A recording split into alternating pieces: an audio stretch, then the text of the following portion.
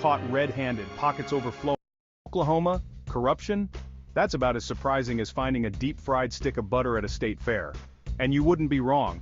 Oklahoma harbors a history of corruption that would make even the most jaded cynic raise an eyebrow. From crooked cops planting evidence to judges auctioning off verdicts, we're diving into a cesspool of misconduct that would make even the most corrupt politician blush. Let's rewind to the 1980s, a time of big hair, shoulder pads, and apparently even bigger bribes in Oklahoma. This is the saga of OK Scam, a scandal so brazen it makes your average political kickback look like a child's lemonade stand. Over 200 county commissioners caught red-handed, pockets overflowing with bribe money. The FBI had to set up a fake company to keep up with the bribes. Convictions were handed out, reforms enacted, and the state was left wondering how deep the corruption went. After the OK Scam debacle, you'd think Oklahoma learned its lesson about corruption, but no. Decades earlier, the state's highest court got in on the action. The Oklahoma Supreme Court's supposed epitome of justice took notes from the mafia. Justices were caught accepting bribes and engaging in shady dealings. The public was outraged, leading to major judicial reforms. Fast forward a few decades and you'd think things would be better, right? But alas, my friends, this is Oklahoma we're talking about. In 2016, the Norman Police Department decided to remind everyone about corruption. Officers were caught red-handed, planting drugs on suspects repeatedly. Investigations were launched, and the officers involved were finally held accountable. The scandal eroded public trust and raised serious questions about the justice system.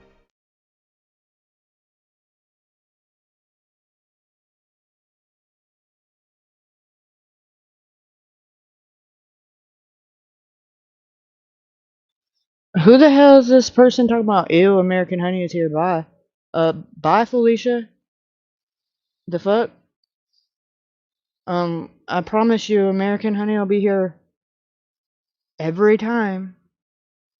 So if that was like a troll or a joke, like, maybe you should rethink that through, because that'll get you yeeted over around these parts. Just saying. American Honey has Godmod over here, so I wouldn't play around.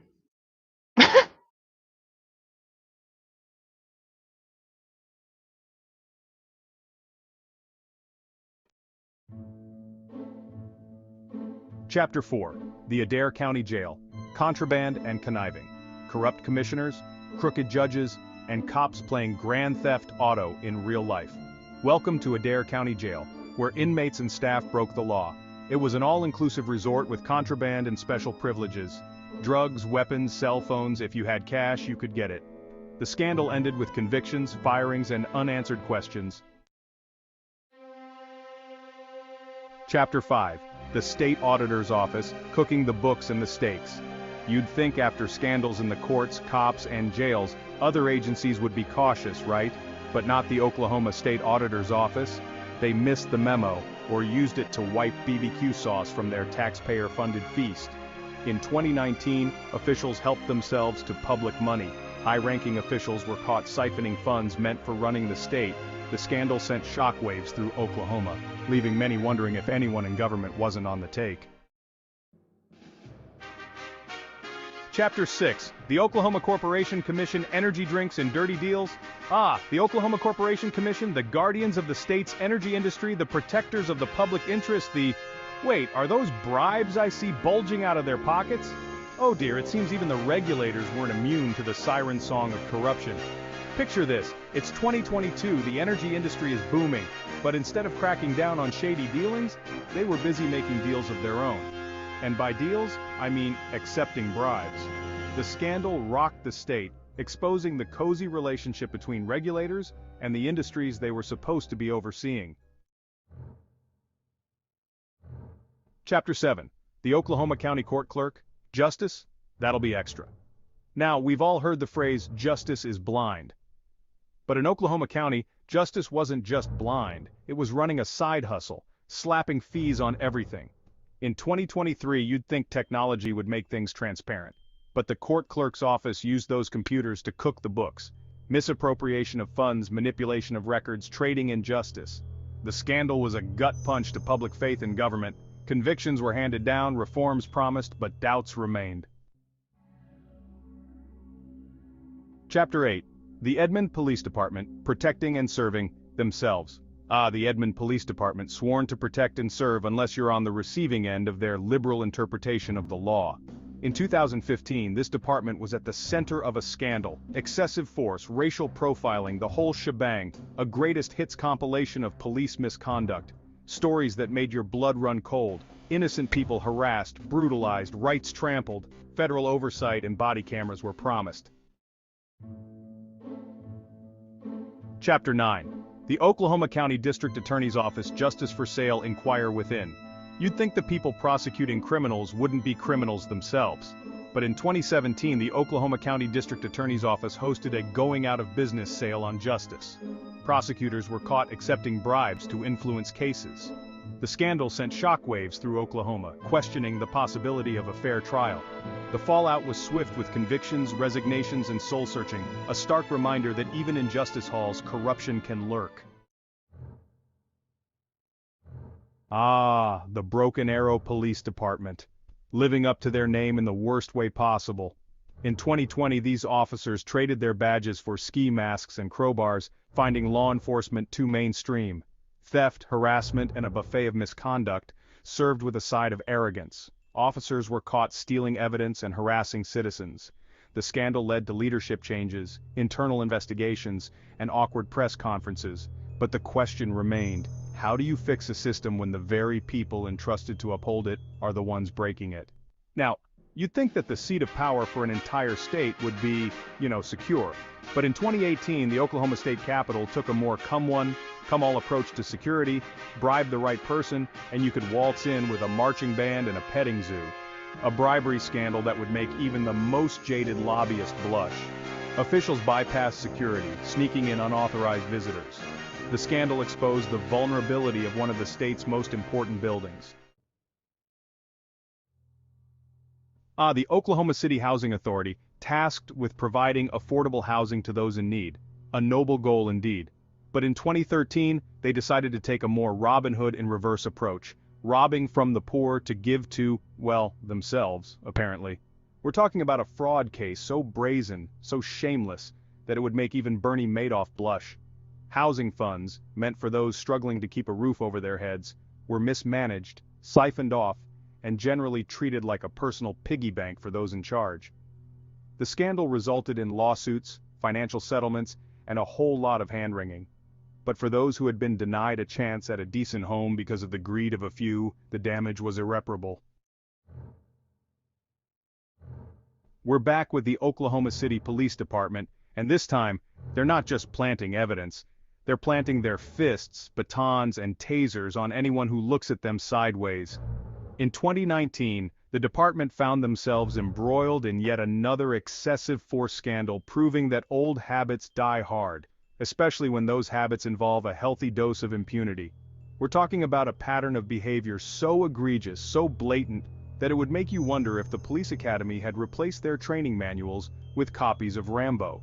Excessive force became the norm, cover-ups were commonplace, and accountability was about as rare as a vegan at a barbecue competition. The public outcry was immediate and deafening. Body cameras, new use of force policies, a whole laundry list of reforms were promised. The honorable judge, the impartial arbiter of justice, wait, is that a bribe tucked behind his gavel? Oh dear, it seems even the black robes of the judiciary weren't immune to the stain of corruption in Muskogee County. In 2021, a district judge decided to trade in his gavel for a cash register. Bribery, judicial favoritism, it was like watching an episode of Judge Judy if it had been written by a mob boss. The judge was removed from the bench, reforms were promised, and everyone was left with a bad taste in their mouths. And last but not least, we arrive at the Pottawatomie County Sheriff's Office, where the deputies took a more entrepreneurial approach to law enforcement. Forget serving and protecting, these guys were diversifying their portfolios, engaging in a smorgasbord of criminal activity. In 2020, the department was at the center of a corruption scandal. Deputies were caught in drug trafficking and extortion, treating their badges like licenses to print money. The scandal sent shockwaves through the county, leaving residents wondering if anyone in law enforcement could be trusted. So there you have it, folks, a whirlwind tour of corruption, Oklahoma style. From crooked cops to bribable judges, no corner of the state's justice system is safe from greed. Behind every scandal, there are real people whose lives have been impacted. Victims denied justice, families torn apart, and a system protecting itself. Corruption thrives in the shadows. Shine a light on it, expose it, and demand better. Thank you for watching.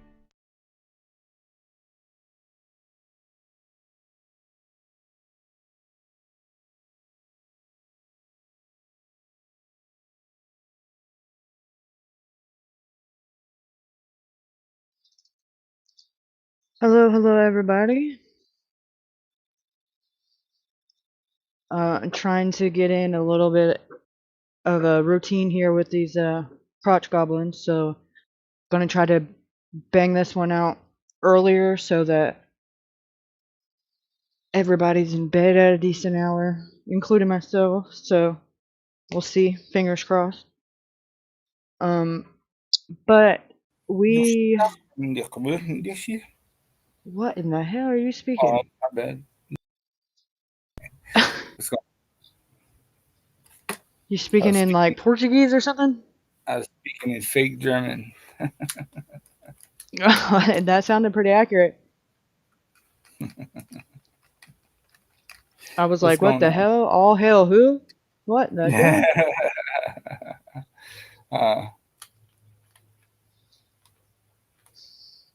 All hail some Jesus Christ. Yeah. I think everybody needs a little bit of that in their life. You. So broken arrow means it has something that says multiple meanings in the military, including a phrase term for a nuclear weapon accident. Oh, that's lovely. Good to know. Yeah. So I wonder if that's why they call that town that. That's what I was thinking. Well, good to know why there's weird shit happening there. Y'all are all probably science experiments. No vents. Right. Don't drink the water. Well, fuck, man. Now that they got this fucking monkeypox bullshit. Oh God, don't even get me started. You start itching. Freaky deaky. Yeah, that shit. Like, are they just bringing back everything that was? Pretty much. And tell me that's not because it's been in like a little vial somewhere in a laboratory somewhere and just waiting for, you know, I mean, if y'all don't think this is modern warfare, y'all need to wake the fuck up. Like this is how it starts, and this is how they thin the herd, you know, so to say. Right. Fast said. Started with the vid. Right. It's named that due to the Indian heritage in the area. Well, I mean, way to get all temperament, way to get all sentimental, motherfucker. But there is also the broken arrow, the nuclear thing. You guys never seen that movie? Okay, well, what's? No, I don't really watch army movies because they make me cry. Because it's like guaranteed the good guy's gonna like die, and then they just make me. Like, okay, American Sniper, that, like, fuck whoever wrote that movie. I don't even care if it's a true story or not. They're fucked up for that. Like, he makes it through all them tours and then comes home and gets killed on our own fucking dirt. Like, that is some baby back bullshit. You think that that's the only person that's ever happened to? No, I'm just saying they're shitty for making that movie. More shitty for making me watch it. That's Clint Eastwood for you. It's a good movie. Yeah, there was a dude that you know, he wasn't like this, you know, superstar in war and stuff, but he had came back and it was a family party and got shot. Not a gang member. Oh God, that's terrible. By gang members. Broken Arrow is such a town settled by people of the Muskogee Creek tribe who were removed to these lands in the early 1800s from the southeastern United States. The removal was called the Trail of Tears due to the they're not wanting to leave their homelands and due to the number who died during the removal. That's fucking heavy shit. Oh, there's way more than that. Hey, settled along the arc. Chris Kyle, real person. I'm aware. Yeah, Chris Kyle's a real person. Was a real person. But he said he beat up Jesse Ventura, which is not a true story. All the way to Alabama. What the fuck? Mm-hmm. Did you know Jesse Ventura was a Navy SEAL? Who's Jesse Ventura? Jesse, have you ever seen Predator? No. I don't think so. Is that like Alien versus Predator? It's the Predator versus Arnold Schwarzenegger. Oh no, I've never seen that. I don't watch that. Snaps. Anyways, Jesse Ventura used to be the governor, I believe, of Minnesota. He was a Navy SEAL, and then obviously an actor. He was also, I believe, a wrestler in the WWF, and I think then they turned it to the WWE. Gay. Yeah, things. Wrestling is gay. And he's a conspiracy guy. Oh God, I don't need no more of that in my life. So Oklahoma got some fucked up people, huh? Oh man, I mean, I don't even know. I just kind of like cherry pick 50 cases, and I mean, it doesn't know justice because the list is like it would have to stop happening for the list to stop getting longer, like, oh, and this motherfucker too, this little fucking Wadericus, that's what Jumpsuit Pablo calls him, this fucking Wade Wilson is, oh man, did you see he sure wasn't over there cheese dicking like he's been doing his whole trial over there when they said sentenced to death, the motherfucker went to swallowing his Adam's apple. Yeah, because he's a bitch. Yeah, like, oh, I don't want to cry. Like, yeah, it's okay.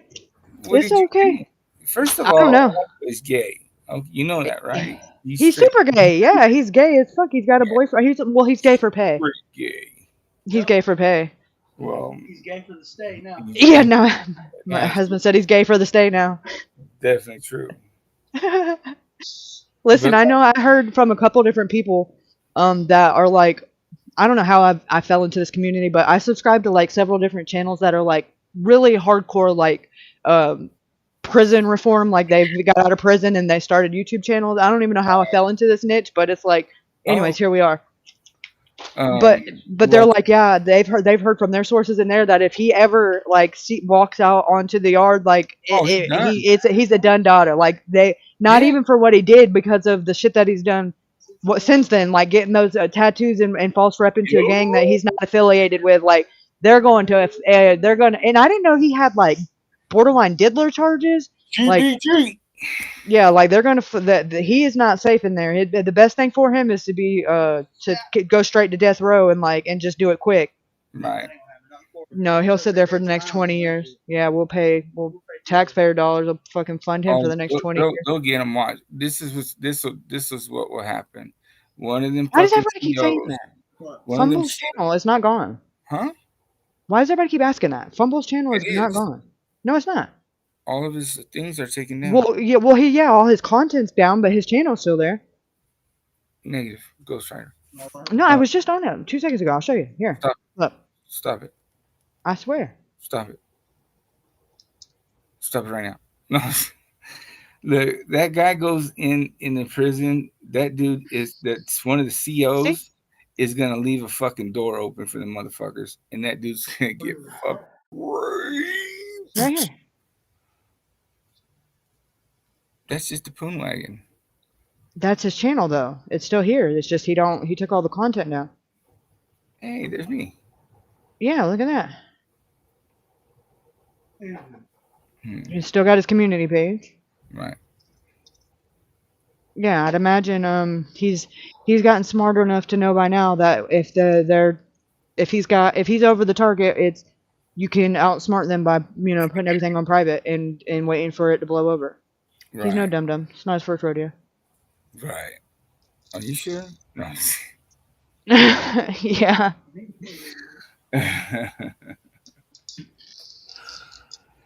Fucking like, Bumbler. Oh, I like this guy right here. This guy. Yeah, that's one of the one. Yeah. The JD or whatever. He's one of the prison channels I follow. But the other one is Jumpsuit Pablo, and his commentary, like I was watching him the other day, and he names like he calls that Kristen girl Kiosk Kristen, and Waydricus Bartholomew Wilson, but he was on TikTok the other day, and that girl Kristen comes on talking about he needs to stop talking about him. She's ruining his life or whatever. He got on there and just like handed her ass into it like a silver platter. Like, listen, he's like, I didn't do nothing but listen and react to your phone calls. He's like, you're the one that was on there talking to a murderer like that and talking about the victims that he unalived like that. Like, well, I didn't do nothing but react to it. Like, that's on you, boo boo. Talking about, it's my son got beat up at school and it was because they were listening to your video. First of all, get better control of your kids, and second of all, that's not on me either. Like that's on you. That was your choices. I didn't tell you to get on there and send a convicted murder, put money on his books and all that shit. You did that all by yourself. There's a dude I watch. His name is Dubs, and then he's got a homie. I think it's the Collection or something like that. He's a Nathaniel, but he's down as fuck for the pseudonyms and shit. But Dubs did a term for life and got out and shit. And Jumpsuit, I think, did 10 years, and he had to do it like day for day. He didn't get no game time or nothing. Oh, this dude Dubs did like 20-something years. But this guy, he's only been out, I think, for a year and a half, maybe 2 years now. Oh, no shit. Wow. Yeah. Now, but what this guy Dubs does is he gives you like the skilo of like, say, when people ask questions of like, how California prisons are compared to other states or whatever. He doesn't talk on things that he doesn't know, and he doesn't name. That's kind of how that JD guy is too. Right. He's not like that fucking Wes Watson fuck. You know what I mean? That dude's a fucking stupid ass fuck. Oh, that dude don't look like he's done a day in prison, and if he did, it was in fucking protective custody. He don't look like he's been outside much. He did it in a different state. He said he's from San Diego, whatever. But he did it in a different state, and he said he was on a level 4, which he was never on. You see him throw that bitch fit in that on a panel like of I can't remember exactly what it was. It's fucking funny, man.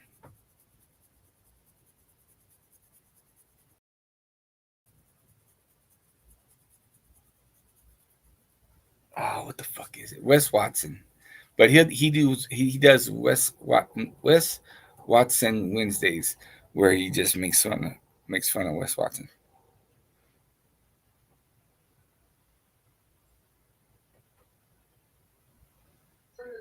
Sorry, my husband just got home, so he's having to put down on the Crouch Goblins. Having to fill him in about which one did what. Huh. That's just funny. Yeah, but that dude's fucking done. Yeah, man, I listened. I think it was like a whole 2 days. I was just binge watching like his calls, and get the ice. The thing though is he knows that, and Homegirl knows that these calls are being recorded. Yeah, that's what when he's like, I can't believe these calls are getting out there, dude. Every phone call that you're on, the very first thing you have a collect call from blah blah blah. This an inmate at blah blah blah blah blah. This call is being recorded and monitored. If you accept these charges, please press fucking beep, and then you press beep, and it says thank you for using Global Telelink. Like, but it's not a secret. They're motherfucking recording them. Like. Every call, it don't make a fuck you. There's no skipping it. You can push buttons and you have to listen to that shit every single time you accept that call. Right. Like, so for you to act like, oh my God, I can't believe these calls are getting leaked. Like, I can't believe that they lasted as long before they waited till closer to the trial, because your life could have been way more uncomfortable if they'd released that shit in real time. I think they were waiting for Homegirl to get as much information from that fool as possible. They had everything they needed. I mean, he snitched on there to his phone, and that first girl, the first fucking phone call, the first time he called and she started crying, he started singing like a canary. Yeah.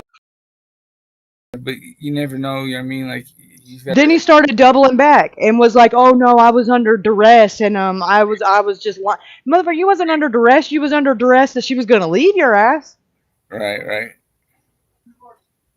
It's funny too, because when you're in jail, you don't want to get drama ass calls and shit. You know what I'm saying? Like, yeah, because you're gonna wear that shit when you go back, and then they're gonna be like, "Oh, what's up? Oh, trouble in paradise? What's the matter?"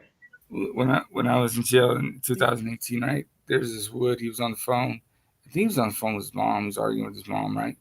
And he fucking like bangs the phone, bam, bam, and hangs it up. Holy shit! If everybody in that motherfucking pod didn't like, motherfucker, do that shit again. Like, the phones is no joke. You don't fuck around with the phones, man. Eddie said, "No, Kaylee's never received a call from the team."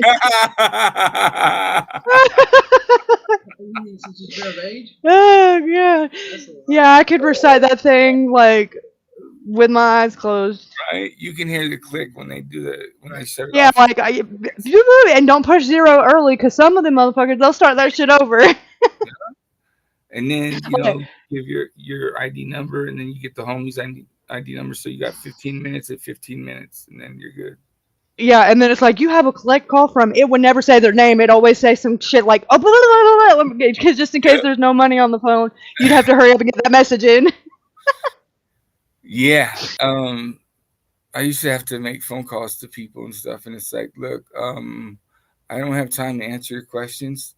This is all that you need to know. And usually it's like, telling a family member that they moved your son over here or some shit like that. You know what I mean? Oh yeah, let me make a 3-way call real quick. Listen, them phones are so fucking janky. Like, and make about 10 million 3-way calls, nothing happened. The first time you're just on the phone, just talking like normal, 3-way call detected. Click. Like, what the fuck, bitch? Right. Like, you got that shit so ass backwards. Like, this shit's funny. Okay, yeah, because the way to beat that, I mean, I wouldn't recommend doing it. And there's anybody in there, because you'll get on that. It ain't hard to get on that no call list, and that's a motherfucker if anybody doing a hard time. But there is a way around it, and that's just easily. You have to already do, like, you have to be on the 3-way call already when you get on that call, because if there's any like gaps of moments of silence, they will just cut the line on that shit. Right. And then you gotta be careful what you say. You know what I mean? Like me telling. Yeah, you can't say anything. Yeah, anything that you're doing the call, like, 3-way call detected. Yeah. It sucked too, because I would have like there was a couple times where there was like some mothers. They're like, crying and shit, and it's like, look, lady, you need to shut up. Yeah, I got a certain amount of this, and I can only tell you this one way. You better hope you get it fucking the first time, because there's not gonna be another call. Yeah, and you better mute and get your shit together, because I got other mama's day to ruin. Let's go, keep it moving.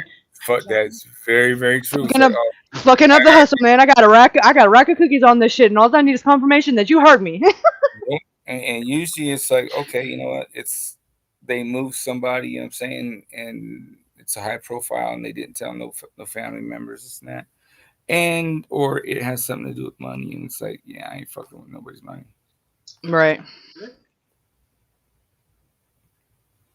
Crazy. Thanks to my dad. Thanks, Dad, for fucking possibly getting me fucking some bullshit.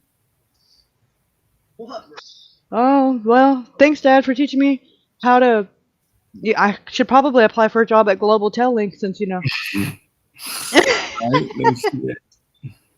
To think I was gonna take a semester of criminal justice. Get out of here. Oh shit! I took at least a bachelor's degree worth in crime itself. So The justice part kind of just comes along with it. Crime and justice. That was just in my veins and shit. Like, before I thought anything good, it was like, stab somebody. Like, what? You're in Disneyland. You're standing in line.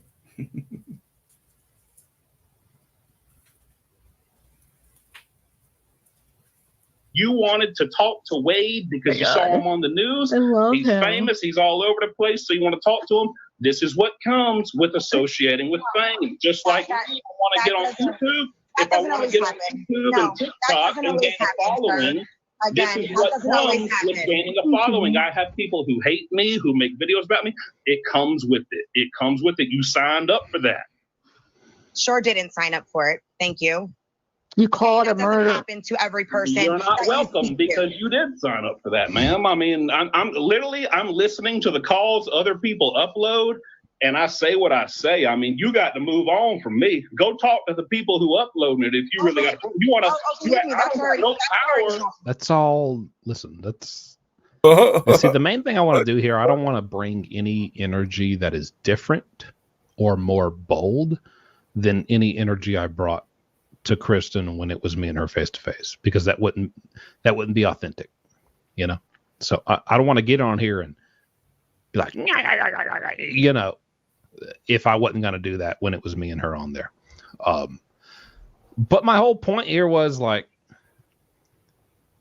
you know, I know. Sign up for it. Thank you. You called a murder. Happen to every person. You're not welcome because you did sign up for that, ma'am. I mean, I'm listening to the calls other people upload, and I say what I say. I mean, you got to move on from me. That's my whole thing. You got to move on from me because I'm not your problem. People enjoy my videos, but I'm not your problem. You know, and at the end of the day, it's like, I'm not uploading these videos. These videos are out there. And even the people uploading them, if they weren't uploading them, Wade Wilson, Kristen, Mila, you put any other side character in this equation, you can remove them totally from the equation. Wade Wilson is under the microscope right now. Scope right now. He's about to get sentenced. I mean, his big day is coming up. I mean, it is what it is, man. Just waiting. They're going to be looking at everybody and everything. And so if it wasn't me, if it wasn't the people that I am friends with, the channel, if it isn't this person or that, it's going to be somebody else. These are public record. These were not leaked. These are legally obtained. These are all public information. Anyone watching right now could reach out to the state attorney's office and get every single call that Wade Wilson has ever had in jail. You know, and that was my thing. And it's like, out of all that, like, you know, don't bother me about that. You know, don't bother me, brother. You know, like, I'm just doing my thing. At worst, I'm making a few jokes for giggles. Like, you know, that was just my whole thing.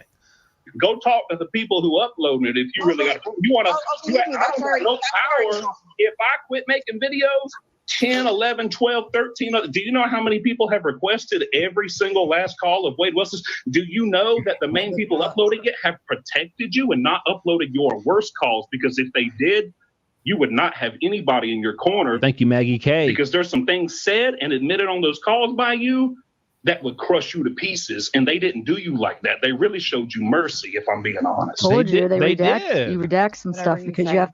And maybe you don't remember. They did, and you know, it wasn't necessarily for her, because I've seen a few comments since then. It's like, don't protect her, release them. You know, maybe I misspoke. At the end of the day, it's not about even protecting Kristen. It's protecting minors.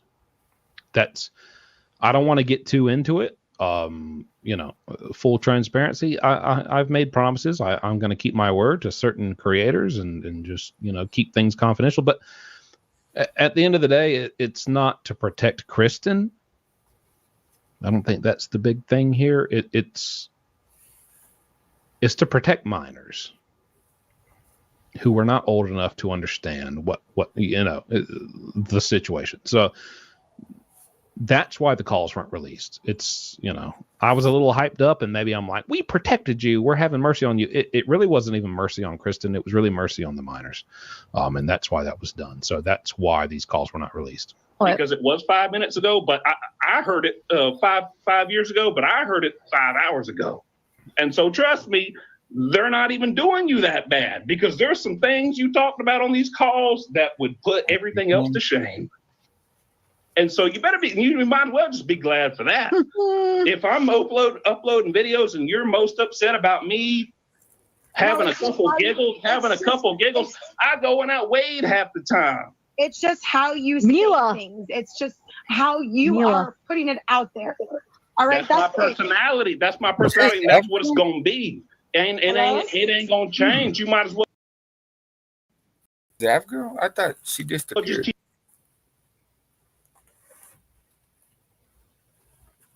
Keep living your life and forget about it. That's what I do when people make videos about me. People make videos about me. He sucks. I hate him. He needs to die. He needs to get off YouTube. Fuck him. Yeah. Fuck anybody who follows him. He's a piece of shit. He's a bitch. Guess what? I keep living my life, bro. He wears long johns. They're really red. They're too bright. They blind me. They hurt my eyes. Like, you ain't got thicker skin than that, but you got thick enough skin to talk to Wade Wilson and talk about these other girls. That was 5 years ago. Stuff that you was talking about. Again, that was 5 years ago. All that stuff you were talking about. I don't care what it was. You're a grown woman and you were built like that then. So you still got that same thick skin. Take it. Just eat that shit and move on. It'll be over in about 4 or 5 months, if not sooner. One thing I would like to say, and again, I will reiterate, I don't necessarily want to. So this could be that. And so if I'm wrong, crap on me, Thank you to, who is that? Joe Palermo for the $20 donation. Long John Fund. Oh, I'm going to get me another pair. I'll get navy blue now off Amazon. I'll get me navy blue. I'm not going to lie. I like these. And they got a butt flap. I can take a dump and not be cold. It might be a little hard to wipe, but I can take a dump. I want to keep the same energy. I think that's really important. I don't want to come in any way that I didn't come to her last night when she was on there, but it kind of goes hand in hand, because one of her big things she sent me a message that was so long. And Kristen, I know you're probably still in this chat and you're watching, and I'm aware of that. And so this, Kristen, you sent me a message that was so lengthy. It took me, and I keep a record of everything in case anyone ever tries to put any false information out there about me. I keep a record of everything, because I saw you messaged me from a different account an hour before that and then deleted it immediately.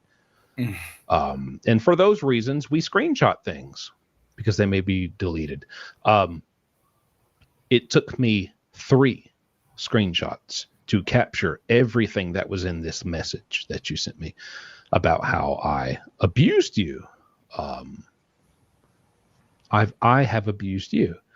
And one of the things in there is, I think you were basically saying something along the lines of, don't quote me, but something along the lines of, and I still got the screenshot. Matter of fact, let me look at it. I'm not going to show it, but I'll look at it and read it just to make sure I'm not saying anything wrong. Something about saying it to my face.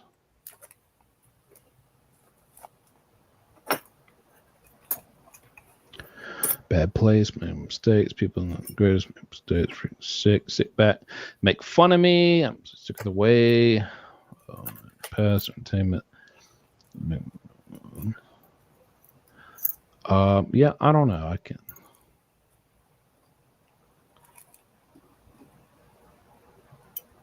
There's something here, and I think you can validate this if you want to keep it real. I don't got time to read 3 screenshots worth of messages. I was hoping I would just find that off top. You told me that I won't say it to your face. And this is something that bothered me after the fact. I activated my camera right here, as you see my cursor circling me, looking very stupid. Look at this little dumb little face. I'm outraged. I'm here. And I understand that no matter what, it's over the internet. It's not like we're going to meet up at Starbucks and talk about this. But here's me.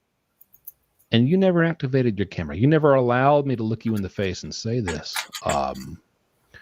I'm here. I activated my camera because I'm ready to say, I believe in everything I have to say. And I'm ready to say that to your face. And you never showed your face for me to say it to. So that's one thing I would have pointed out if I wasn't very caught up on other things. Anyways, let's continue. Let me try to be quiet for a while, and I just want to let y'all consume a good bit of this. You making a big stink about nothing. You drawing more attention to yourself. Did you hear though about like what happened to her child today?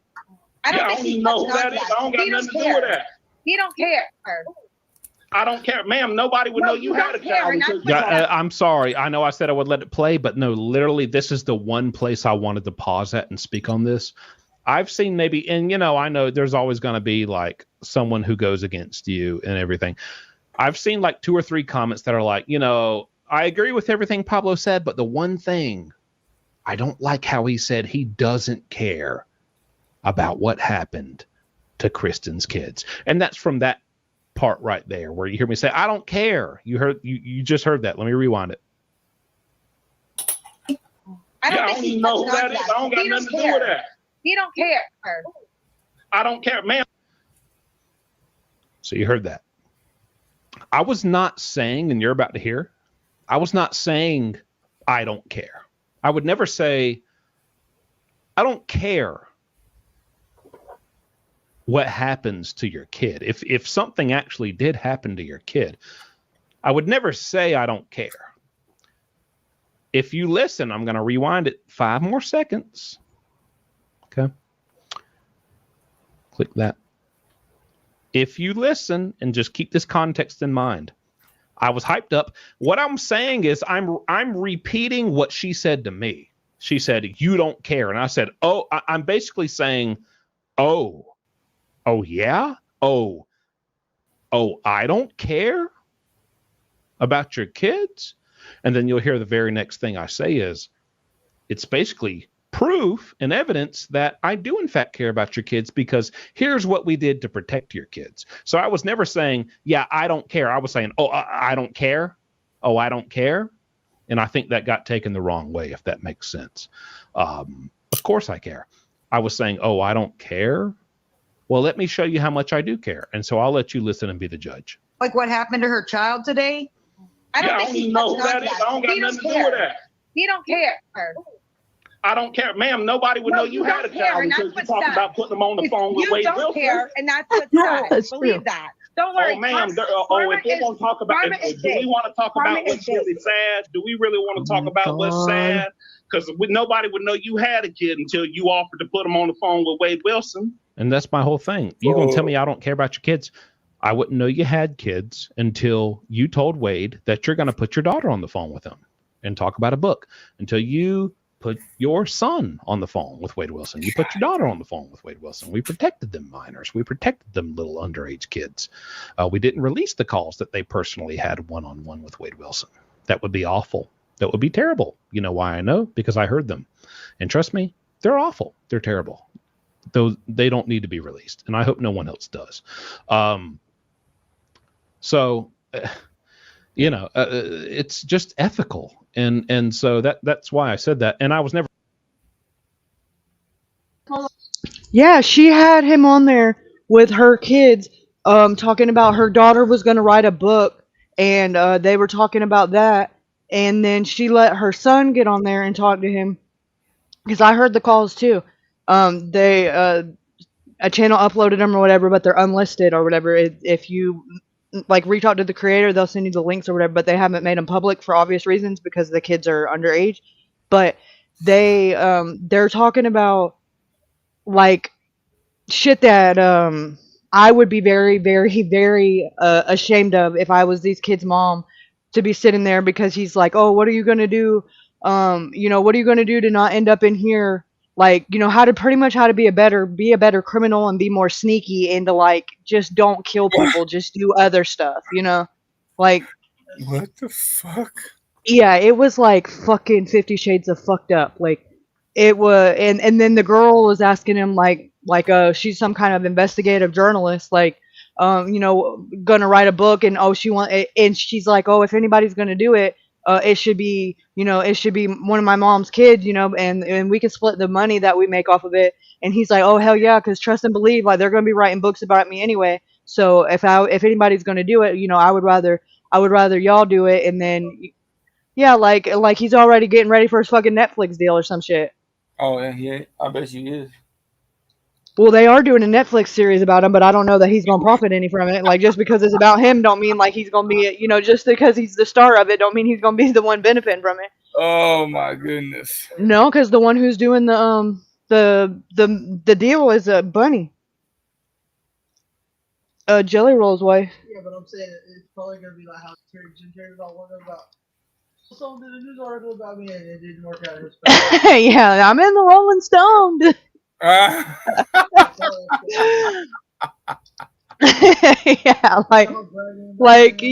you motherfucker, did you read that shit? Like, you don't that was not writing articles about you. Yeah, like I'm articles like that. I'm A-okay. Right. First of all, they didn't write the article about you. You wrote it yourself and gave it to them. Or no, that's the Rolling Stone, huh? Never mind. I'm tripping. I thought you were talking about the Hollywood Reporter.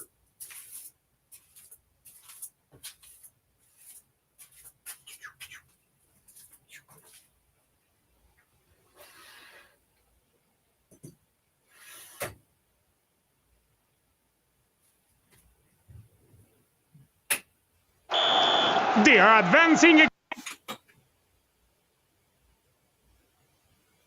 He found. Well, let's see what's going on in Wade's world, Mr. Wagercus, today.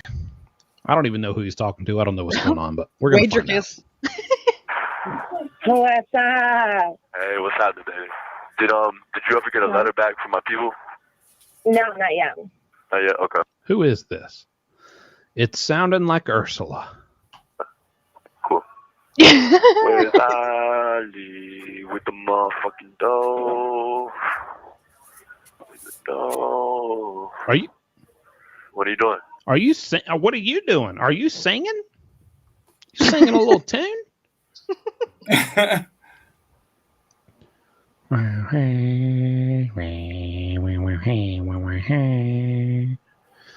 I got a tune you can sing. Meet me at the kiosk in your long. All right, I'm not.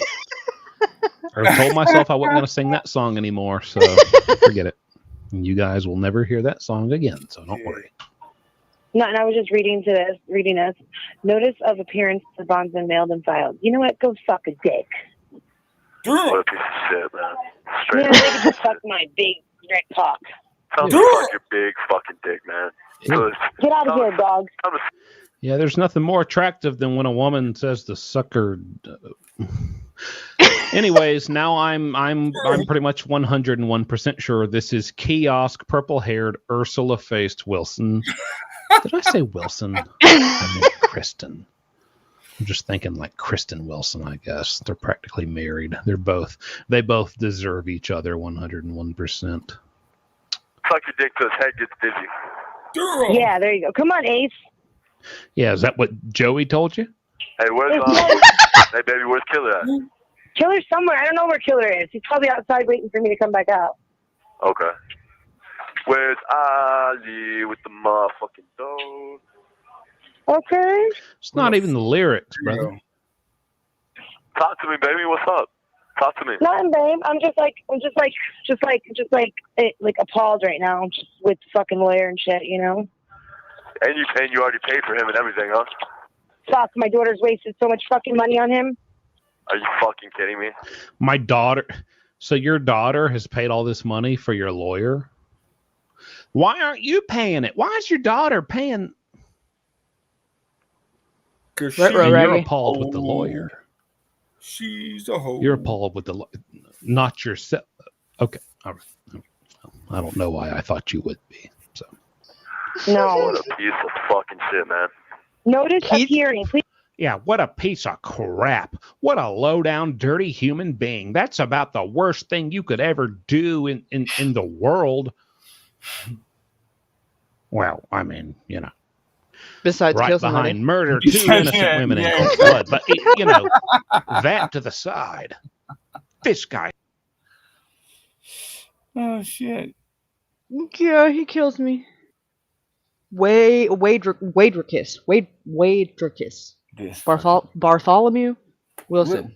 What was this dude thinking, man? I mean, like, I don't know, because he's tried to blame it. Like, listen, there ain't no amount of whatever the hell he's trying to claim he was on. I think he said it was meth, but apparently he started out on cocaine, and I don't know anybody that's ever done both, either or. That's like, you know what? Because it ain't like it was necessary, like he had to. It ain't like he was like backed in a corner, you know, which is like not saying that that's okay, but like, you know, the circumstances would be like, you know, okay, well, that's understandable if he was on, like, if he was wigging out and they're like, you know, coming at him and he wigs out. But like these women, like they weren't even a threat. Like he just did it to do it. Like that's like the worst kind of fucking pussy you could be. Like you didn't have to kill her. She was already asleep. You already had the keys to her car. You already had her phone. You already had all of her fucking valuables. Like you did not have to kill her to get all that shit. I don't think it was his first time doing that shit neither. No, and no, I don't either, because that was like he was way. Does Wilson have access to YouTube? If so, he probably glued to everything. No, I don't think so. He's on death row as of yesterday. Yeah. He got the death penalty on both charges, on both of the murder charges. What did that dumbass think he was gonna get? I mean, dude, you're acting like all nonchalant and shit. You're getting these dumbass fucking tats. You ain't no Aryan Brotherhood, man. Like, get the fuck, you ain't no ABR. No, and that's the thing, because apparently he had already did this the last time that he was in prison. And he got his ass beat, like, decent for that reason right there, because he had, like, the swastika, like, underneath his eye or whatever. Mm-hmm. And they beat his ass because they're like, look, you can't be claiming that whenever you're not in it. And we refute you in the name of whatever, the outlaw or whatever it is, because the fact that you've been caught with a man, and that's like, you can't do that shit. And you've been with a African-American woman. Like, you cannot be one of us. Like, no matter how much you want to. Well, then he comes back this next time, and he got the fucking tattoos on the side of his head. So they're like, oh, okay, you want to fucking play. Apparently we didn't beat your ass good enough the first time. We're going to motherfucking take it out your ass this time. Right. And that's why he got that tattoo underneath his eye, because it's a fucking scar where they kicked his goddamn eye socket in. Right. Like, they're not going to play next time. They get a hold of him this time, he ain't going to make it out. No, there was no reason to kill these women. No, none at all. And the second one, not that they're not both equally as horrendous. Right. The second one, like, she was literally walking to work after walking her son to the bus stop to go to school, and literally, like, just stopped because you acted like you needed directions, like you were lost. And she literally just was doing a good deed, like, as a fucking human being. And you get her in the car, and for whatever reason, just completely, like, lose your fucking mind. Like, what threat could she have been to you? Like, all you had to do was stop the car and let her out. Like, and then you brag about it to your dad, and his dad lives in Lakeland. Like, his dad lives like 20 minutes away from me. His real dad, his biological dad. Oh, snap. But he calls his biological dad talking about, he threw her out of the car, and realized that she was still alive, and ran her over until she looked like spaghetti. Mm-hmm. What the fuck? Like, and he was like proud of it. Yeah. So nonchalantly, no tears, no remorse up in that shit. It's like, yeah, man, I had to do. I had to. I mean, like, Dad's like, yeah, and like he's looking for approval. Like his dad, did I make you proud now, Dad? Like, am I like the biggest piece of shit you've ever met now? Like, yeah, I'd say you got that in the bag. You were gonna go down as some fucking pod toy. Yeah, hold my pocket. crazy. Well, that's what that was his defense, that he said, that she got in on her own free will, but it was, I'm sure he's like, oh, look, if you help me, if I'm lost, he didn't have all those fucking face tattoos, first of all, because I know, like, she wouldn't have got in the car with his crazy ass with all them fucking face tattoos, He got those since he was in there because he thought that was gonna, I don't know what the fuck he was thinking, honestly. I guess he thought it was gonna help. He thought that was gonna fucking, like... make him look intimidating? No, looks like an idiot. Plea didn't help his insanity plea or whatever? No, to the rest of the inmates. Oh, he was going to look... Validated. Yeah. He looked validated. It validates that you're a dumbass. But here's the thing. It's like, dude, everybody in that motherfucker will know if you're validated or not. Like, there's just no way of getting around it. Who earned the death penalty. Yeah, it's all over everywhere. Victim's father will watch Wade Wilson's execution. I bet. I'll be watching it too. So I'm still alive.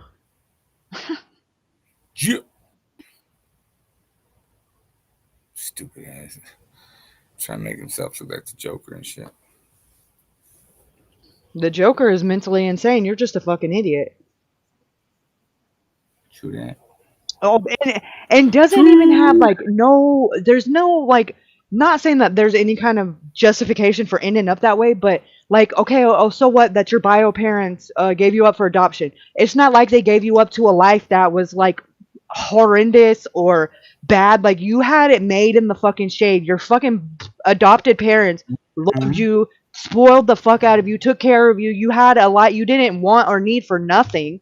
Like, so what reason do you have to just be a little fucking douchebag? Like, because they didn't beat your ass enough? Like, apparently that's what it is, because kids that get their ass whooped don't end up like that. Like, that's exactly what that is, right? Because they didn't beat his ass because, oh, we don't want him, we want him to feel loved, and we don't want him to feel rejected, or, that we don't want him to feel abandoned. Okay, well, look what all that love got him. Like, a bunch of, not being held accountable over and over again. There was plenty of red flags that could have made this avoidable if he would have been held accountable at earlier times in his life. But I honestly think that he thought that he was gonna get away with it again because he's done this before. Right. And not so much as of killing them, but he's got a track record for doing this exact same scenario to girlfriends. And then when they put him in jail, they're on the phone with him like, "Oh baby, I forgive you," putting money on his books and shit. Like, that's why he does it again. I wonder if he's semi-quasi related to somebody else. They grew up in the same area. Mm-hmm. Fucking crazy. Like, he would just I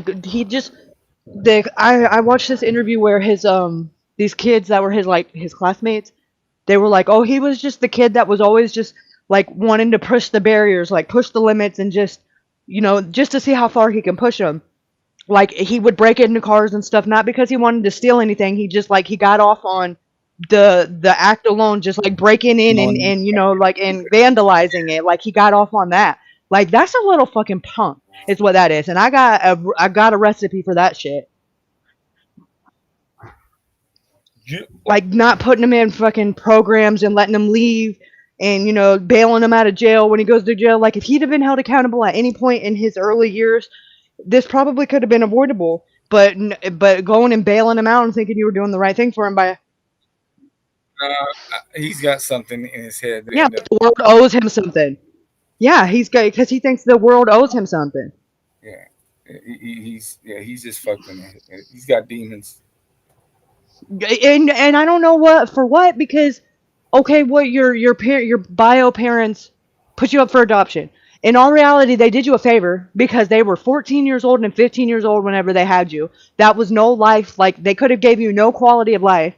It's not like you went to the system and had to bounce around in foster homes. Like, you immediately went from the care of your underage parents to a family friend of that, the grandparents of his bio parents. They knew them from church, and that they did an in-house adoption.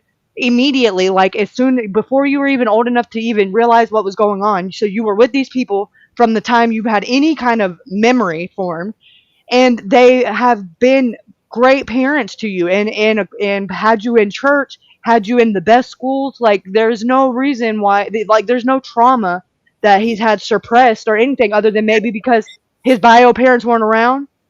No, he had no Jesus. He didn't accept no Jesus. Oh, he went to church, so that he just did, like you said, he was just faking the funk and playing the part, but he didn't allow Jesus into his heart, clearly. Nope, and he was probably fucking around with the other side, with them Ouijas and tarots and all that other bullshit. And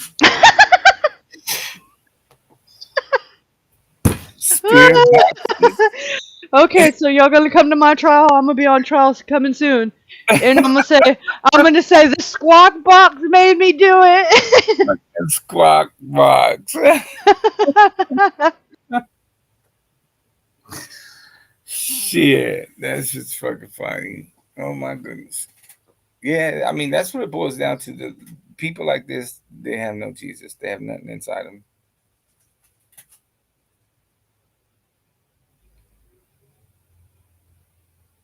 Elderly couple vanished from nudist camp.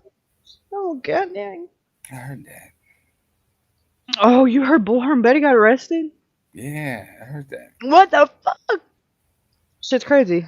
I'm surprised that hasn't happened earlier. Jelly Roll falls off stage. Quit playing. What? I think some bad news has been coming out about him, no? Jelly Roll? I thought I heard something. I could be tripping. Don't ruin my fucking life. I love Jelly Roll. Yeah, some good dude. I'm in the middle of doing another blah blah blah. What is this? These.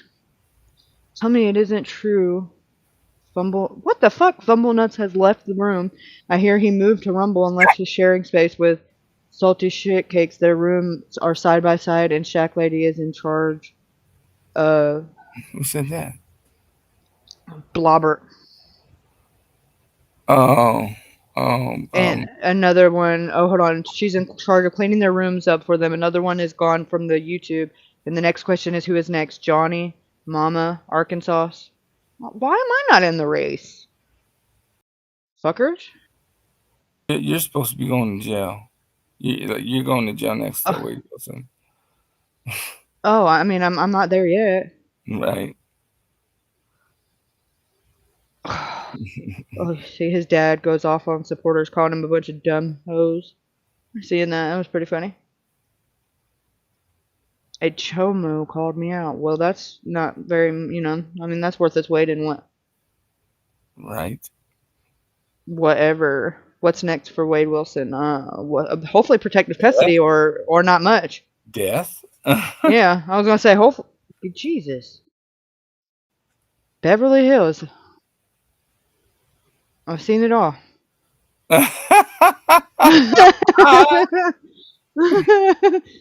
Oh my goodness. That's why we need to go down to Beverly Hills, because there's a lot of that. I see Seth snapped. Oh, Kitty, he'll be okay. Breaking news. I take that lightly. $17,000 of stolen art got dropped off at the Ghost Ranch. Okay. Uh-huh. I wanted to be arrested. That's probably what I would say too if I got arrested. Nobody wants to be arrested. Nobody wants to fuck. Yeah, good. Be arrested. Get the fuck out. Yeah, it's not fun. I was a prison gang shot caller. Yeah, I seen that. Who said that? JD. Oh no, that's I.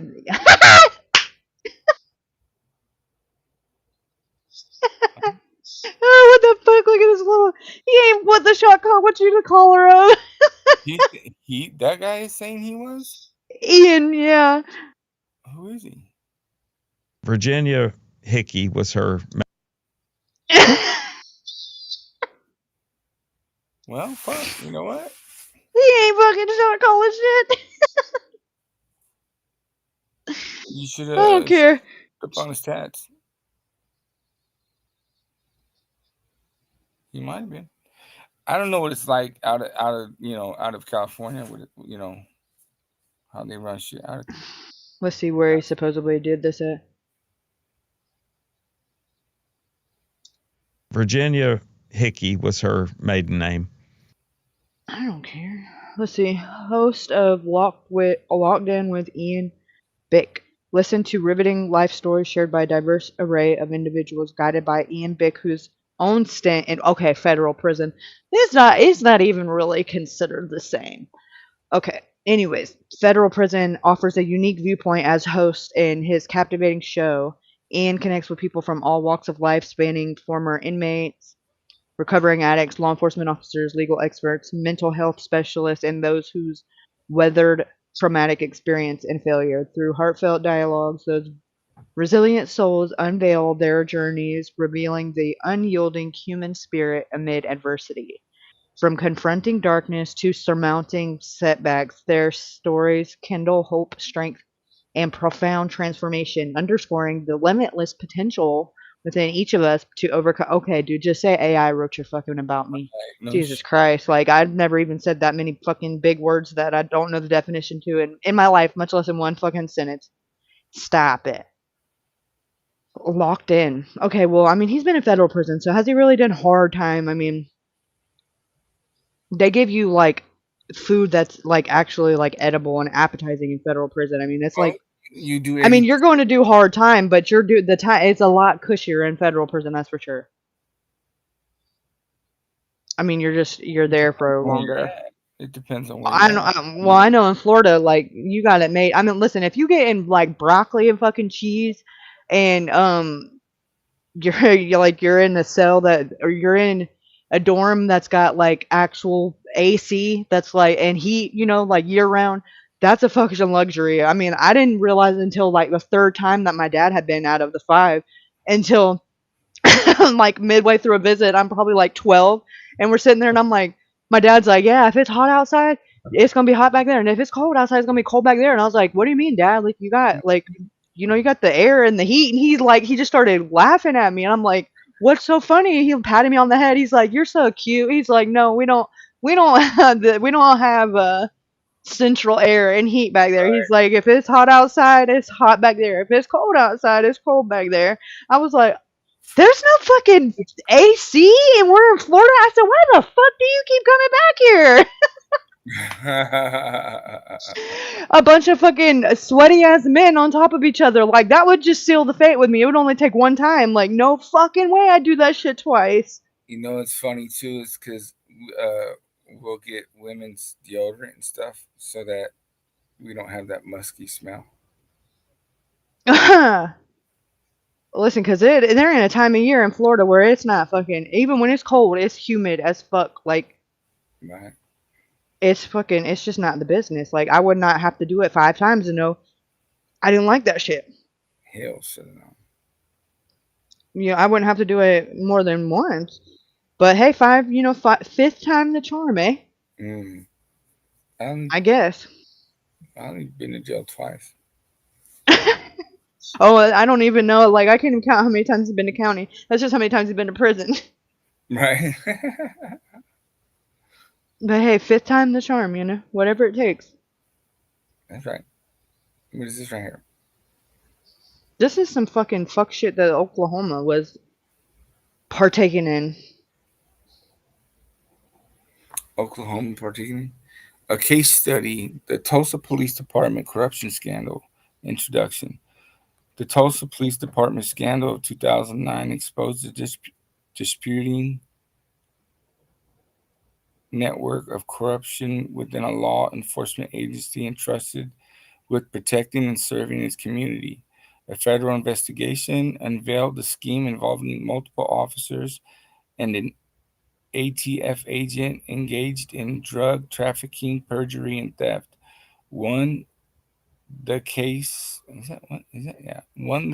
highlights the devastating impact of such misconduct on public trust in the justice system. The problem the Tulsa Police Department faced, a crisis of credibility. Allegations surfaced of officers involved in activities. The department's reputation was tarnished and the community's trust in law enforcement was severely eroded. The players central to the scandal were Tulsa's police officers. Several officers were implicated in drug trafficking, perjury, and theft, undermining the integrity of the department. ATF agent conspired with the officers,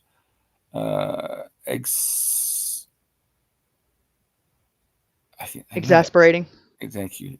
Exasperating the corruption. Informants, snitches. Drug dealers turned informants played a crucial role in exposing the criminal activities. The community residents of Tulsa suffered the consequences of the officers' misconduct, including wrongful convictions and a diminished sense of safety. The scandal unfolds. The investigation revealed a distributing pattern of misconduct. Drug trafficking officers were involved in the distribution of drugs or distributing drugs, profiting from the illegal trade. Perjury to protect the criminals' activities. Officers lied under oath, compromising the integrity of the justice system. Theft. Officers stole money and drugs seized during investigations, further eroding public trust. Wrongful convictions. Innocent individuals were falsely accused and convicted based on fabricated evidence. The aftermath. The scandal resulted in the following consequences. Multiple officers and ATF agent faced criminal charges and convictions. Civil suits. Lawsuits were filed by individuals wrongfully convicted seeking damages. Departmental reforms. The Tulsa Police Department implemented reforms to address the root causes of the corruption, including increased oversight, enhanced training, and improved accountability measures. Community trust issues. Rebuilding trust between the police department and the community was a long and challenging process. Lessons learned. The Tulsa Police Department scandal serves as a stark reminder of the importance of ethical conduct. Law enforcement officers must adhere to the highest accountability. Strong oversight and accountability mechanisms are essential to prevent corruption. Transparency. Open communication between law enforcement and the community is crucial for building trust. Community engagement. Building positive relationships with the community is vital for effective policing. Conclusion. The Tulsa Police Department scandal is a cautionary tale about the dangers of corruption within law enforcement. By understanding the factors that contribute to different agencies can implement measures to prevent similar incidents from occurring in the future. The Tulsa Police Department scandal of 2009, a deep dive introduction. I should got staying.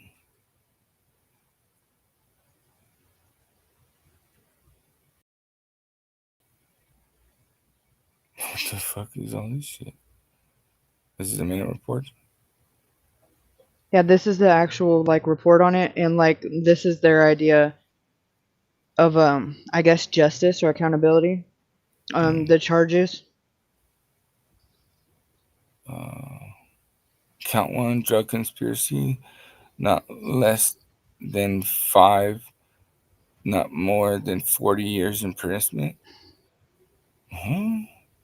Count 2, possession of methamphetamine with intent to distribute, 5 to 40. Count 3, distributing of methamphetamine, 5 to 40. Count 4, possession of marijuana with intent to distribute, not more than 20. Count 5, distribution of marijuana, not more than 20 years. Count 6, distribution of cocaine. Count 7, PW. I'm not sure what that means, but not more than 20 years. Possession with intent to distribute. Okay, thank you. Count 8, distribution of cocaine, not more than 20 years. Count 9, PWID marijuana, not more than 20 years. But they don't give you the minimum. That's funny how they do that. Damn, we got more. Count 10. Distribution of marijuana, not more than 20 years. Count 11. PWID, methamphetamines, 5 to 40. Count 12. Distribution of methamphetamines, 5 to 40. Count 13. Possession of a firearm. Furtherance of drug offense, 5 years consecutive. Count 14. Civil rights conspiracy, not more than 10 years. Count 16. Civil rights deprivation by threatened use of dangerous weapon, not more than 10 years. It's like the more severe the charges get, the less the consequences get. And that's not how it's supposed to work. Right? I was thinking the same thing. I'm like, wait, am I going backwards? Counts 21 through 30. Like, they just merged them all as one charge, but yet not more than 5 years. Are you fucking kidding me? Right. Like when you civil rights conspiracy, not more than 10 years. Like in Florida, your ass would be underneath the fucking jail. Are you kidding me? Attempted witness bribery, not more than 5 years. Like, are you civil rights deprivation, not more than a year? Are you fucking kidding me? What? Conspiracy to commit witness tampering, 59 through 60, not more than 10 years. Like drug conspiracy, 10 to life. Not more than a year. Civil rights, possession of a firearm in 5 years consecutive. Like the fact that I've known people that are doing more time than that right now, and they never got caught with a gram of drugs on them. It was all just off word of mouth, like people snitching and filling out affidavits and saying this person sold me this at this time. They never caught any weight on them, and they're literally doing a natural life sentence in federal prison right now. And you're telling me these motherfucking crooked ass cops got a slap on the wrist? They always do. They always do, though.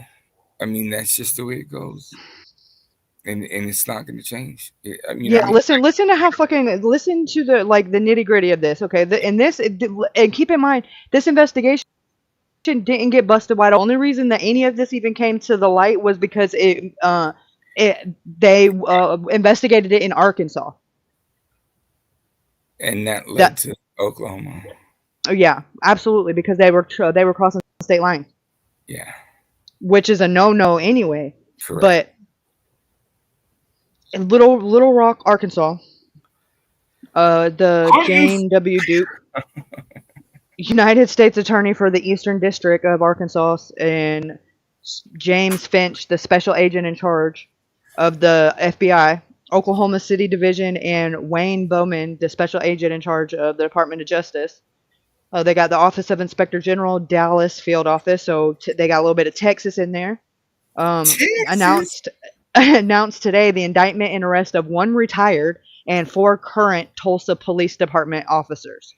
Those arrested include Jeff Henderson, age 37, of Collinsville, Oklahoma, William Yelton, age 49, of Bigsby, Oklahoma, Harold Wells, 59, of Owasso, Oklahoma, and Nick DeBruin, 37, of Tulsa, and Ernest Bruce Bonham, 52, of Claremore, Oklahoma.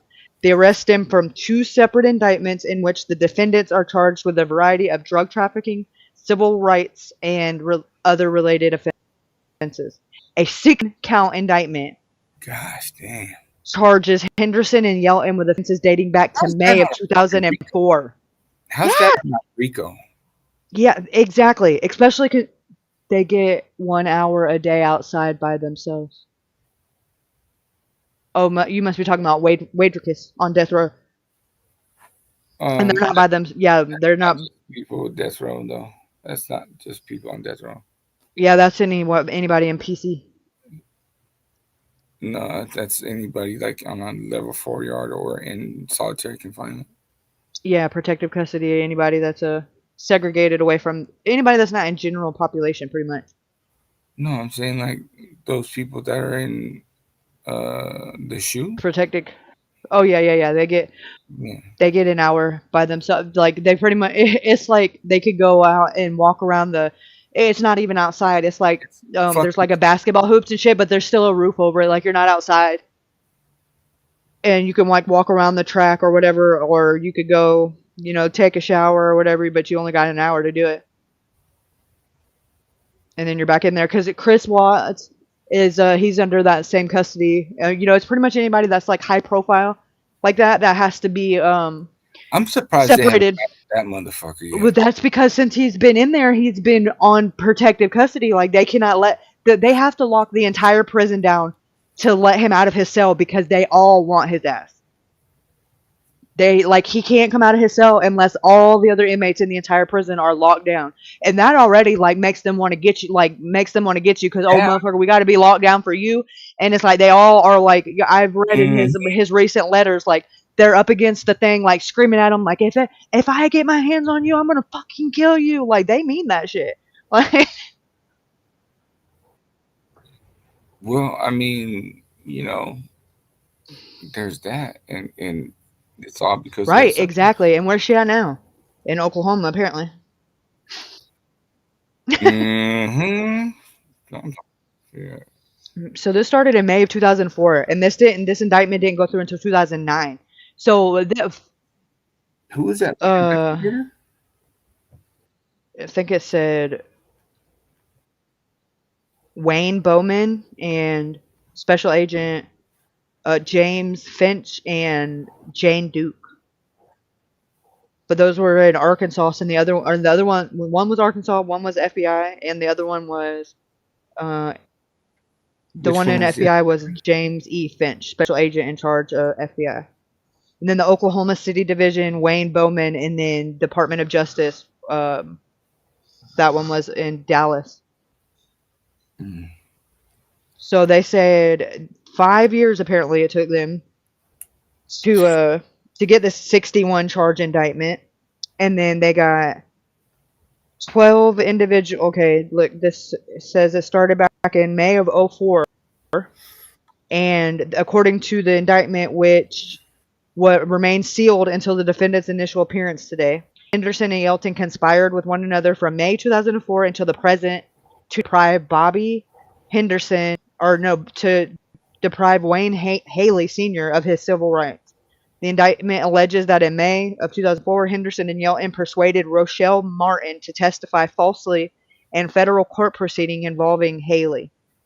The indictment further states that on April 6th of 2007, Henderson contacted Martin and told her that he needed her to testify for him the following morning, and Martin agreed. The next day, Henderson and Yelton picked up Martin and transported her to the U.S. courthouse to provide testimony to United States Magistrate Judge Paul J. Cleary. While en route to the courthouse, Henderson and Yelton coached Martin as to the testimony she would give. The two officers instructed her to falsely testify, and that she had given Henderson information in May of 2004 concerning drug trafficking activity by Haley at his home and business. Henderson then used this purported information to obtain a state search warrant for Haley's property. That search warrant resulted in the discovery of drugs and Haley's subsequent indictment and conviction. Martin has since admitted that she lied during the Haley hearing and that she did so at the request and instruction of Henderson and Yelton. Ultimately, Haley was convicted and sentenced to 264 months imprisonment in May 2010. An affidavit of Martin was publicly filed in which she admitted to providing the false testimony against Haley. As a result, Haley was released from prison. In all, Haley served over 4 years in prison on this now vacated sentence. Both Henderson and Yelton are also charged with conspiring to suborn the perjury of Martin. Henderson is separately charged with 12 individual drug offenses, one of which is conspiracy to distribute and to possess with intent to distribute marijuana, cocaine, and methamphetamine. The conspiracy alleges that Henderson and Brandon J. McFadden, a former special agent with the ATF, conspired with one another and with other persons known or unknown to the grand jury to distribute less than 50 kilograms of marijuana, less than 500 grams of cocaine, and in excess of 500 grams of meth from January 1st, 2007 through October of 2008. Additional drug charges against Henderson included distribution and possession with intent to distribute various controlled substances during the time period of the conspiracy. Because Henderson took many of these actions while carrying his service firearm, He is charged with possessing a firearm during and Yup. in relation to drug trafficking offense. Stupid ass motherfucker. Henderson is also charged with violating the civil rights of individuals in 14 separate instances. These counts allege the deprivation in individual victims' rights to be free from unreasonable searches and seizures and to receive due process of law before being deprived of property or liberty. Similarly, Yelton is separately charged with violating the civil rights of individuals of 3 instances. Henderson is charged in 5 separate civil rights conspiracies. 3 of those conspiracies involved the theft of money from criminal suspects. One civil rights conspiracy alleges that Henderson and other officers broke into the home of Jose Angel Gonzalez and hid a sawed-off shotgun inside their air vent. Later came back with a warrant for the residence and found the gun.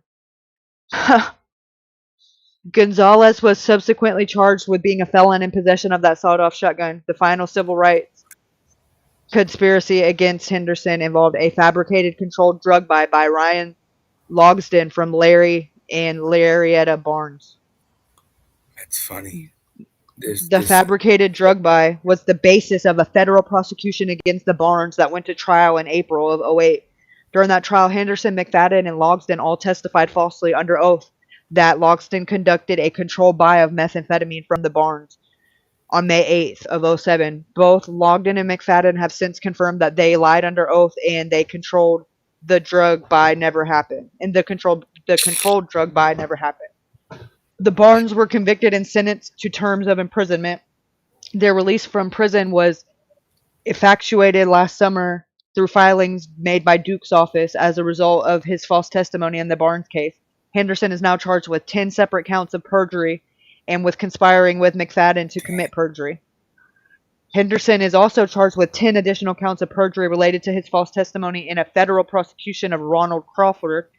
In the suppression hearing conducted in that case, Henderson testified extensively as to the surveillance on Ronald Crawford that Henderson allegedly conducted on January 5th and 6th of 2009 in Tulsa. This testimony was false in that Ronald Crawford was not in Tulsa, Oklahoma on those dates.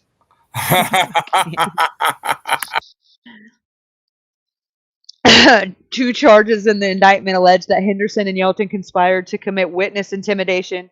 These counts relate to attempts by Henderson and Yelton to prevent Brandon McFadden and Rochelle from providing authorities and or the grand jury with information about Henderson's illegal activities. In the matter concerning McFadden, it is alleged that Henderson and Yelton took McFadden to a secluded location, and they brandished a gun, and while racking it, made comments to the effect that McFadden needed to go back to Lubbock, Texas, and keep his mouth shut. Concerning the conspiracy to intimidate Rochelle Martin, it is alleged that Henderson and Yelton conspired to prevent Martin from providing truthful information to the grand jury investigating Henderson. The final count alleges that Henderson, aided and abetted by others, attempted to bribe Brandon McFadden with free legal representation with the intent to prevent McFadden's cooperation in the corruption investigation. While committing these acts, Henderson knew he was a target of the investigation and knew that McFadden had already been indicted. In the second indictment, former Tulsa Police Department officer Harold Wells and current officer Nick DeBruin and Ernest Bruce Bonham was charged with drug conspiracy and civil rights conspiracy stemming from allegations that these officers and others planted drug evidence on suspects they arrested. Each is also charged with possessing a firearm during and in relation to a drug trafficking offense. These 3 officers are also charged in conspiracy to steal government funds and theft of government funds. DeBruin is separately charged with depriving Cody Weevil of his civil rights by depriving him of property without due process of law. Wells is charged in a civil rights conspiracy involving the theft of money from Hugo Gutierrez during the execution of a search warrant in January of 2008. This indictment lists co-conspirators in the Gutierrez matter as James Gray, a former TPD officer, Taliesin Kaiser, a former TPD officer and a United States Secret Service agent, and Eric Hill, a current Tulsa Police Department officer. Wells is also charged in substantive civil rights deprivation count involving Gutierrez with distribution of methamphetamine, use of a telephone in connection with drug trafficking offense, and in separate drug conspiracies, alleging that Wells conspired with Gray to distribute methamphetamine. When any law enforcement officer betrays the oath to protect, serve, and uphold the law, he tarnishes the badge of all law enforcement, violates the trust of the people, and therefore should be prosecuted to the fullest extent of every law he has broken, said Finch. This case was investigated by agents of the FBI, the Department of Justice, Office of Inspector General, the United States Attorney's Office for the Eastern District of Arkansas was appointed by the Department of Justice to handle this matter upon the recusal of the United States Attorney's Office for the Northern District of Oklahoma. This case is being prosecuted by United States Attorney Jane Duke, Assistant United States Attorney Patrick Harris, and Assistant United States Attorney Patricia Harris. Any indictment is only an allegation of wrongdoing based on probable cause. A defendant is presumed innocent until such time as he or she is adjudged guilty, either by plea or jury verdict. You know, it's funny. So basically what they were doing is they were stealing from the drug dealers and then selling the drugs. Yep. While on the clock still. Yeah. And so that's why they have the in possession of a firearm bullshit. Yep. That's what I was charged with, a felon in possession of a firearm. Yeah, and they'll charge you with illegal use of a two-way device, which is pretty much doing any kind of wheeling and dealing on the phone. Right. But so a lot of these charges though will get dropped. Some of them will get right. Yeah, they'll get and all that bullshit. Yeah, they'll run them. They'll take a plea deal for pleading out to this and lowering this and. Yo. But whenever it comes, I don't like this. Whenever it comes to say law enforcement or anybody in an authoritative figure, they should always get more time than a Joe Schmo. Because they should be held to higher standards. I agree. Because they took an oath. We didn't take no fucking oath. We're just fucking idiots. You know what I'm saying? Right, exactly. And you're supposed to lead by example. Good people, okay? So it's and then when the community, was I talking to you about the broken window theory? Maybe not, huh? So broken window? Called broken window theory. And I don't know if it still applies today, but it used to. And what it means is when you go through a neighborhood and there's houses and homes and buildings and stuff with broken windows, that means the community is not cool with the police, the community. But back then, people that were policing the communities used to live in the communities that they were policing. These days, you'd be fucking hard pressed to find a motherfucker that lives at least fucking 50 miles close to that community that he's policing. So this says the antisocial behaviors in urban can lead to more. The theory is named after the idea that if a broken window is left unrepaired, the rest of the window in the building will eventually be broken. The theory suggests that visible damage and other small infractions like vandalism, loitering, littering, and public intoxication lead people to believe that criminal activity will not be reported. This may make people who are likely to commit crimes feel more comfortable in these areas. That one broken window in a neighborhood can lead to a downward spiral where houses become abandoned, empty lots become overgrown, and residents become increasingly disengaged. This can lead to crime epidemic during and across time and space. That's like an updated version. Yeah, it suggests that visible signs of crime, disorder, and antisocial behavior in an urban environment can lead to more crime and disorder. So in other words, it says the police ain't doing their job. Correct. That's absolutely true. Yeah, that's what it means. But also too, what it means is, so the community and the police have disengaged themselves from one another. Right. There's a disconnect. Right. Yeah, and that there should never ever be that. But when you have people that don't live close or in that community, they're gonna think I don't give a fuck. It's not my neighborhood. You know what I mean? If right. You have somebody that lives, not my circus, not my monkey. Right. And so whenever they decided to do that, I mean, it just, I don't know. That's where the community and the communication from the community and the policing got a disconnect, Like this thing was, the stop frisk and whatever. Like if you're walking, like say you're at a park, right, and you're walking on the sidewalk and you see police right there, whatever, and they say, "Hey, you come here," you don't have to fucking go to them. Right. There's nothing in the law that says that you have to go to them. And for some strange ass reason, the police have it up their fucking ass to think like, oh, you're ignoring me. You better stop ignoring me. And yeah, like, unless you're giving me a lawful command, then that has to be followed. Right, and you have to have articulate suspicion of a crime being committed for you to even legally tell me I have to show you my ID or identify myself in any way. Right. You can't just be like, oh, I want to know who you are. Like, no, you have to have you have to be under the assumption that I committed a crime. Well, they have to articulate that crime as well. Right. You can't just be like, oh, because you're sagging your pants and you look like you're up to no good. Well, that is your opinion, and that is not a crime. Like the suspect that we're investigating a thing, and it's like, oh, give me a fucking break, dude. No, I don't. Yeah, that's a fucking joke. Like, okay, well, guess what? Well, let me know whenever you know, like, what it is that not that I look like somebody that committed a crime. I have to have committed a crime for me to even, I don't have to identify myself. And as far as I'm concerned, unless you're detaining me, which I would not recommend you doing unless you do have articulate suspicion that I've committed a crime, I'm going to keep it moving. And I suggest you do the same. And then there's only a certain amount of time that they're allowed to detain you.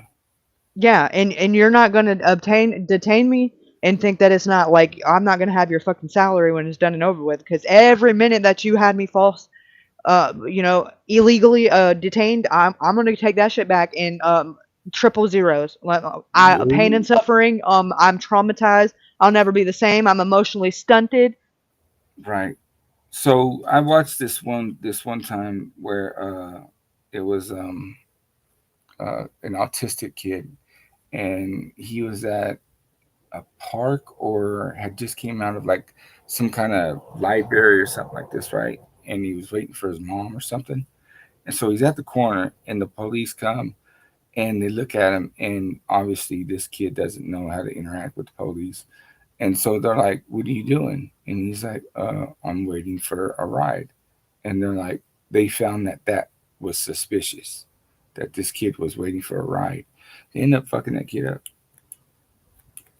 I want to say they might have killed him. I don't quote me on that, but they just did that to a autistic kid just recently. Torture.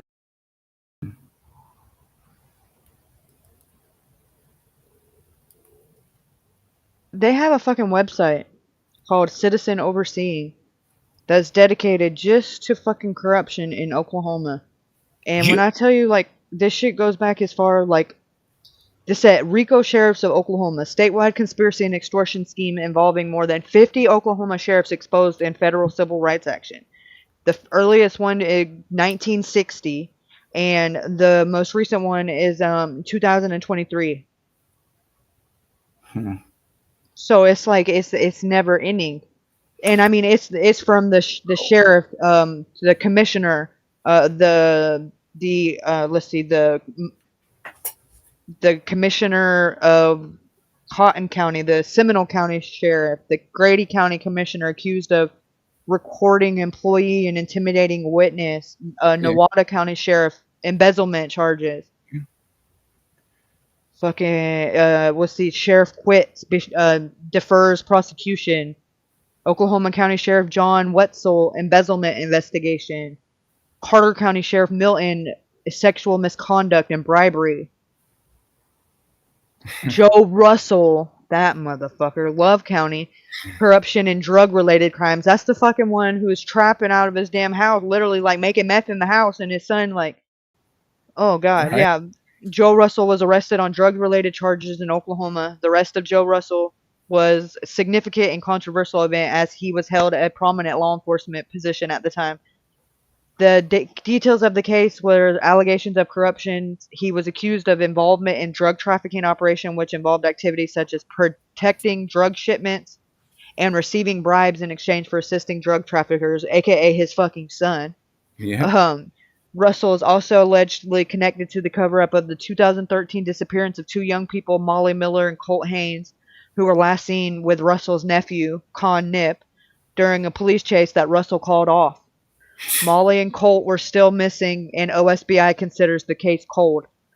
The arrest and subsequent legal proceedings highlighted a case of public corruption within law enforcement and the criminal justice system. Sheriff Joe Russell's arrest underscored the importance of maintaining the highest standards of integrity within law enforcement. It was significant and concerning incident that drew public's attention and led to his resignation and ultimately a guilty plea to misdemeanor charge of public corruption. First of all, public corruption. How is it that ever a misdemeanor? He stepped down as sheriff and got fucking probation. He didn't serve a day in jail. I bet you he still gets his pension. Oh, I bet you he does too. Because of the way that it went down, like it wasn't like he got fired. He stepped down. Mm-hmm. That's some bullshit. Then they got the DA's Brady list. Blah blah. Current DA's husband caught messing around. State representative calls for prosecution at press conference, but all these videos have been taken down. Like you can see where it says, like, look, there was a video, but error code. You know, it's not there no more. You can't watch it now. These motherfuckers, man. DA Craig false testimony. Where's Craig Ladd? Failed duty to represent. See video unavailable. Video unavailable. Season 1. That's Partners in True Crime. That's what I like when they started covering Noah's case. I realized like they were the ones that covered Molly and Colt's case, and I was like, oh shit, I didn't even realize like I had like cracked out watching their shit on them. So that's why I was like, okay, well they're well aware with like the corruption and how fucked up it is in Oklahoma. Like, so, you know, it wouldn't be hard. You wouldn't have to do a lot of convincing to them for them, you know, to get it, because they're well aware with the way that shit works. Right. Or doesn't work. But did you see their most recent shit with Noah? No. Well, I'll say this prematurely before we listen to it. Yes, I know, and no, I can't say. So there's that. What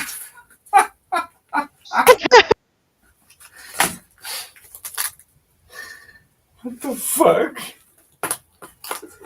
You'll see in a second.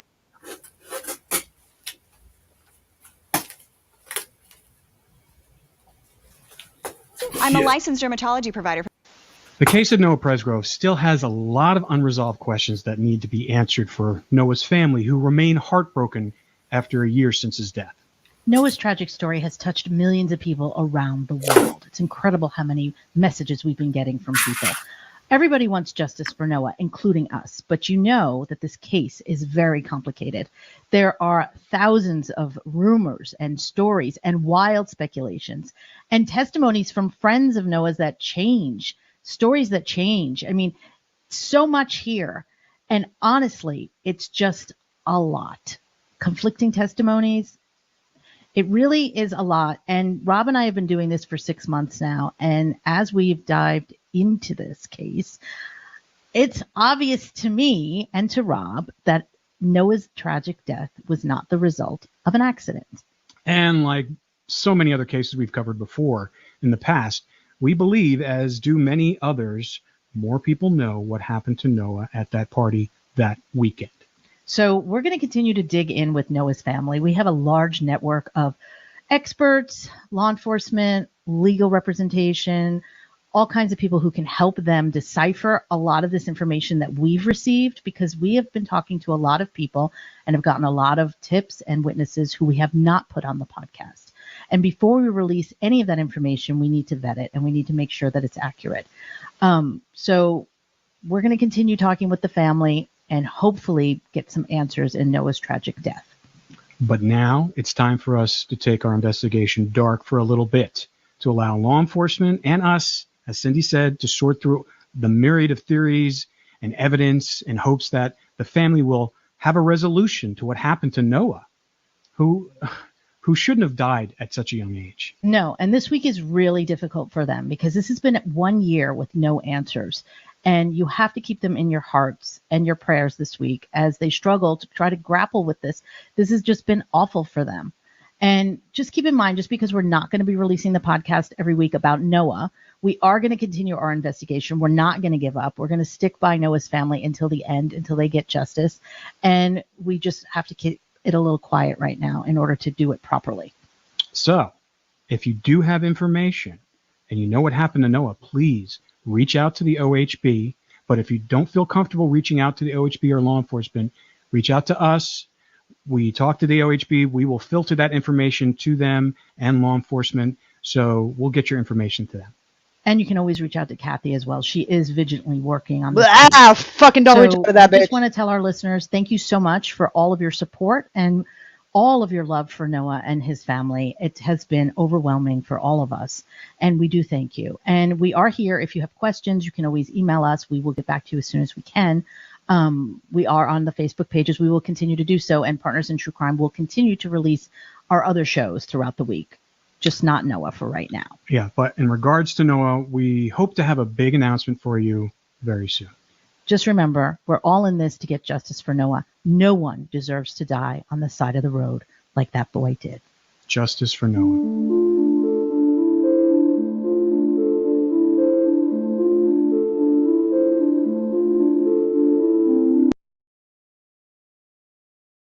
Sounds sounds like somebody knows something. Well, sounds like they've been getting the same tips that I've been getting, and now they're like, oh, fuck, what do I do? Like, that's exactly what I've been saying. Like, first of all, like, why me? Why you want to come tell little old me this shit? Like, what do you expect me to do with it? And now they're like, oh, fuck, well, now what do I do? Because they have the resources that they have more ability to vet and to, to deem what is what's credible and what's not.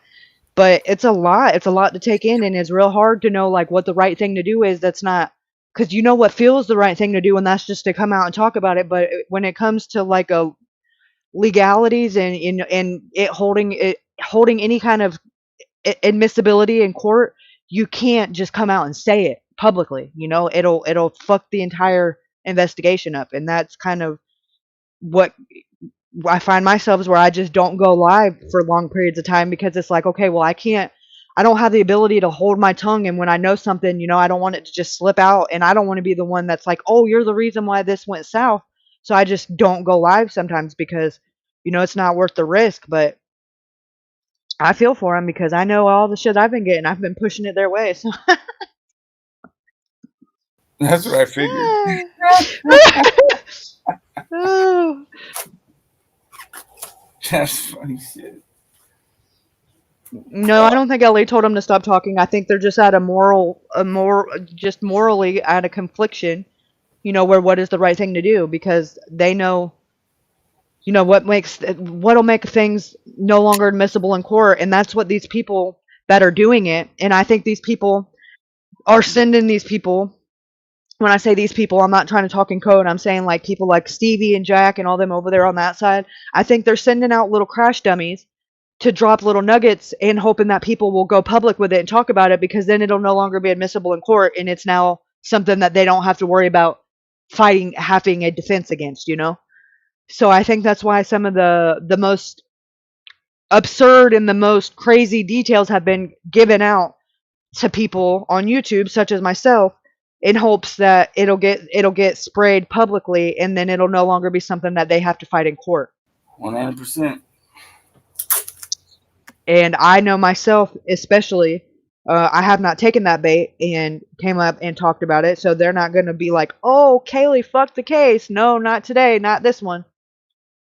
Maybe we're like Raph, but that's a whole nother conversation. He's a little dodgy. Did you see that rock right where a rock's supposed to be? Right, exactly. Exactly. What was that? Because I said, did you see that rock? Exactly where that rock's supposed to be? Right, exactly. Yeah. There's a window right where a window is supposed to be. A fucking mailbox, a bloody mailbox. It's kind of dodgy to me. It's got the flag up. That's some fucking sketchy shit right there, man. Heaven forbid you got outgoing mail or something. How come there's no stamps on these letters? Why is this no trespassing sign red? That's dodgy. Why? Oh god. Why are there tracks in this driveway where people drive on? That's dodgy.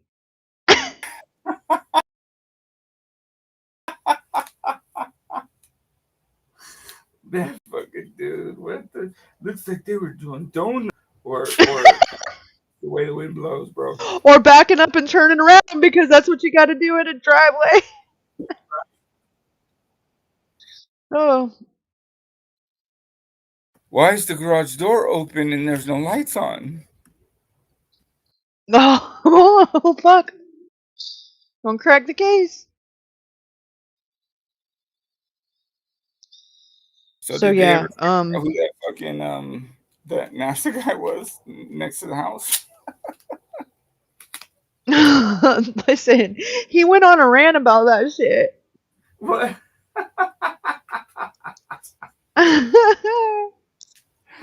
Oh, shit.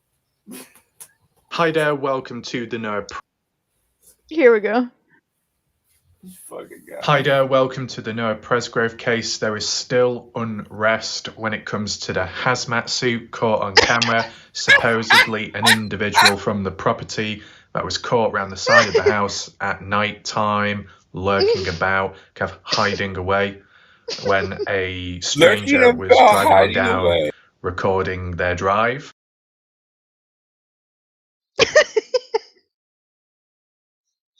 It's a fucking water meter. Fucking no shit. This fucking dude is trip. Yeah, man. I don't know if they have like well water in the UK. But that's what it looks like when you have when you have your own water. You gotta dig down far enough to get that shit. That fucking dude. And then usually you gotta put some kind of softener or something on it, because that shit's gonna be fucking acid, like super. It's gonna come out orange if it's anything like it is here, because that shit's gonna be full of fucking iron. Right. And that shit will fucking dry out your hair and paint you orange. You'll be looking like fucking Snooki from Jersey Shore.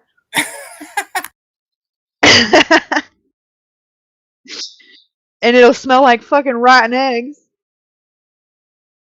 Yeah, and it's harsh on the skin. I would recommend going a little deeper. That's all I'm saying. It sounds a little dodgy to me. Super dodgy. Hard as hell. Yeah, you're right. It's hard as hell. Fucking dodgy. Motherfucker. Fucking put a ring around your tub. It'll make it look like you've been fucking like, you know. Oh god, has there been a body in the tub? No, bitch, that just got hard ass water. Right. Oh, what does that mean when you have hard water? Is that dodgy? Bitch, Google it.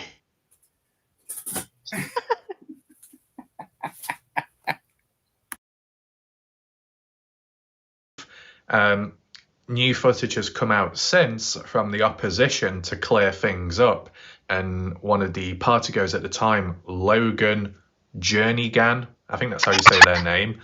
Logan, who's supposed Jernigan? It's fucking Jernigan, you jerk off. Jernigan.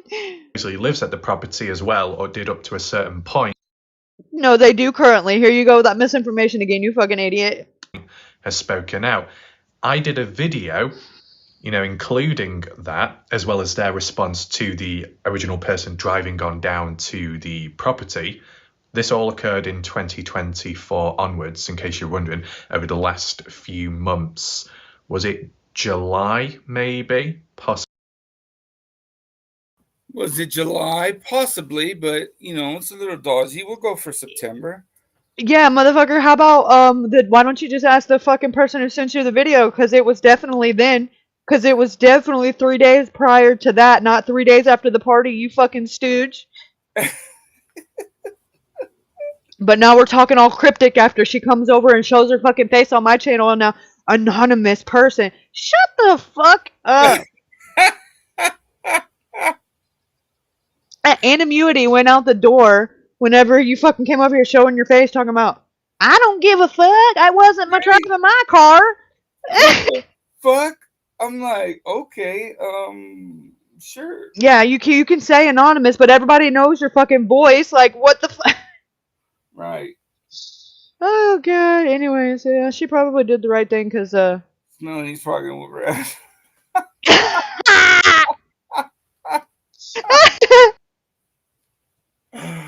Oh my God. Fucking Spelly.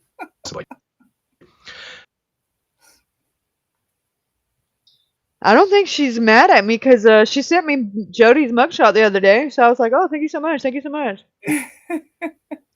And he got arrested for meth again. Durham.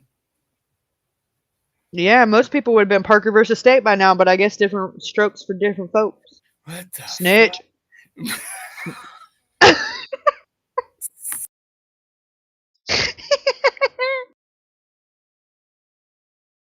But I did a video covering it. Did like a bit of a side-by-side comparison, or switched between the two slides of, what appeared to be a person dressed up in a hazmat suit, which was odd, and what it was actually supposedly some kind of like water box of some sort, just an object, nothing more, nothing less. Water box? But not everybody believed in it. A couple of people on the side were saying, no, it's still a person. There was definitely someone there. I even think Justin Roy commented on it briefly as well, saying there was another angle of a person. He didn't say it was a motherfucking hazmat suit. I know that. He's not a fucking idiot. He said it was a water box. Oh, a water box thingy. Motherfucker, just say you don't know.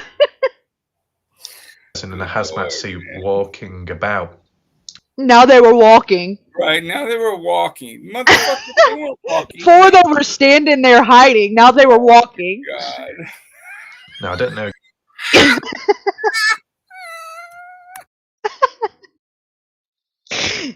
Caught on camera. Exactly what that means, walking about, because the only footage that I've seen is of a person, or supposed of a person, statically still by the side. But nevertheless, statically still is I've got the statically still. What the fuck is? What the fuck is statically still? Like, is this motherfucker like Magneto or some shit, trying to get some electricity, or what the fuck? Hold on, I gotta Google this shit. Statically still. Statically still. Hard slam specialist. Oh my god, a hybrid air brake. What does statically still mean? Statically in a sentence. You can be static or you can be still. You can't be either, or you can't be both. They mean the same thing. So it's like two things. Saying I'm if you're saying it like in this synonym term, I'm not moving or still, like someone not moving or not moving.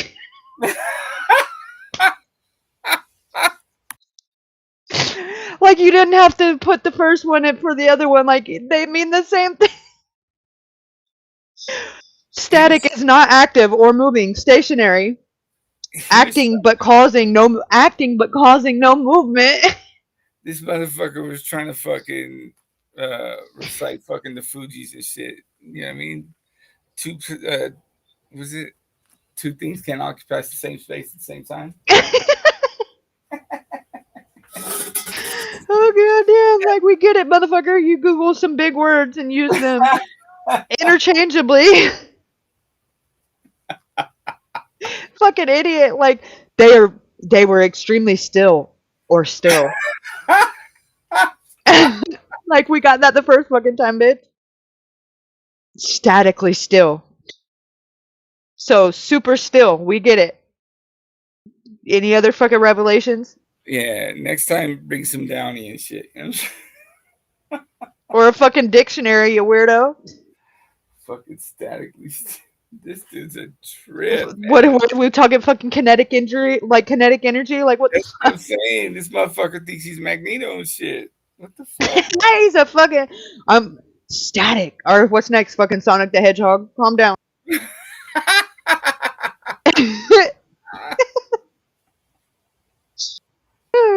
Super speedy. Oh, fuck. He's the fucking Flash.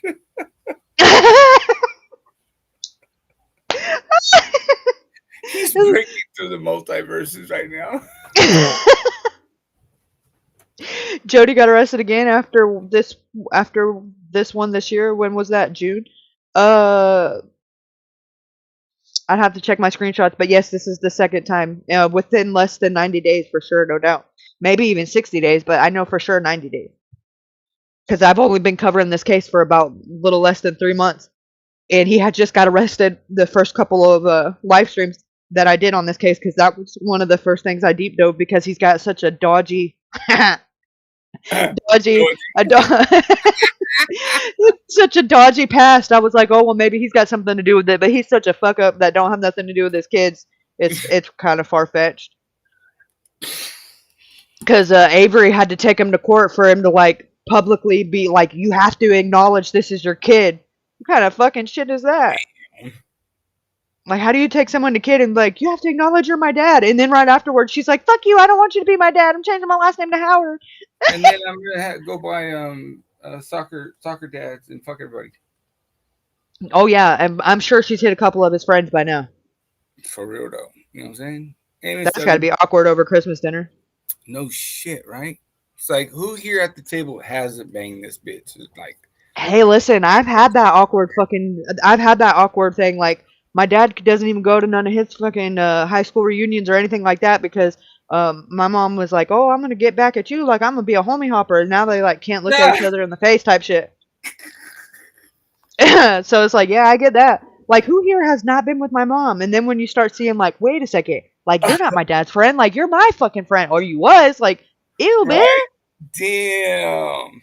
It gets uncomfortable, and it damn sure like makes for more room at the fucking table. I'll tell you that. More food, right? Leftovers and shit.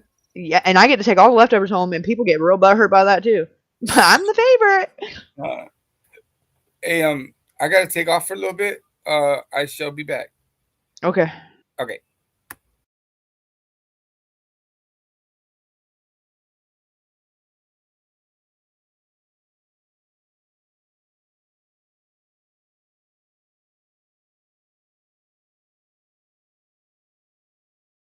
I want to listen to this thing with Wade Wilson's dad. That was like, I got it on my watch later, so I want to watch it like now, just because I'm nosy. I'm just going to give you a little background, okay? When their house burned down, they just built this house a year and a half roughly before the fire, okay? Everything they had, all their memories, their photos, I mean, everything that they had for 60-something years was gone. Now, I'm going to tell you something else, okay? His adoptive mother was in the home, okay? She was in the home. Didn't know that the garage caught on fire. That's where the hot water heater was. Luckily, a neighbor drove by and saw the fire in the garage and came barreling down. They had a long driveway, honking the horn, you know, get out, there's a fire. So their initial reaction was, let's get our animals and let's get the hell out. They didn't even know the house was on fire. They were able, luckily, to get out of the house with their animals. And, you know, his father luckily had the sense, I don't know why, I wouldn't have done it, to get in the garage real quick, get the car out to at least try to save the only vehicle they had. Yes, it was investigated. Yes, it was faulty wiring on the hot water heater. There was a whole, listen, this is all public record. So whatever that thing, I saw the same thing you saw, and I knew instantly it was fake. That's not even who those people are. The people standing there like that, it's not even them. But it's all public record, the fire marshal's findings, and they even went after the contractor who installed all that. But, you know, that's what makes me mad is nobody thinks about, before you say things, why don't you think about, you know what, do I know for sure that this is the truth? I know what I saw, but I don't know if that's the truth. So before I post that and dig up an old wound for these people who lost, think about, I don't know if you have children, but think about all the memories you have stored of your kids and baby blankets and just pictures and drawings your kids gave you. It's all gone. They lost every ounce. All they had was the clothing on their back, a car, and their animals. That was it.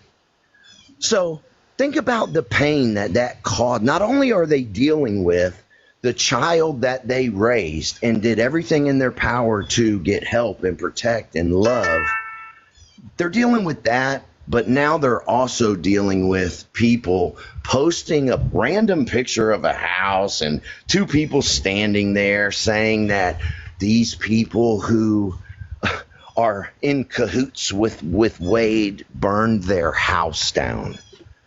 I mean, think about that. That's crazy. And as far as the death, apologized. no, it's okay.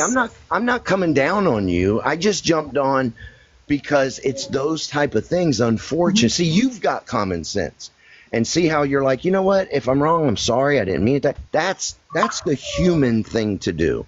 But you got a lot of other people that they'll run with that, and they'll just this and they'll make up all this shit, and that's what makes that doesn't do anybody.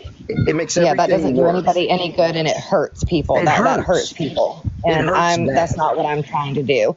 I don't, I've heard a lot of different sides, and you know what, I respect everybody. I'm not a fan of a few people because I feel like they are just like trying to save their own tail, or they're, trying to make themselves look better, or they're just angry and they're like, revengeful. Like, there's a few people that really, not you, but like other people, like one of his exes and things like that, but that just really like grind me. And I'm just like, really?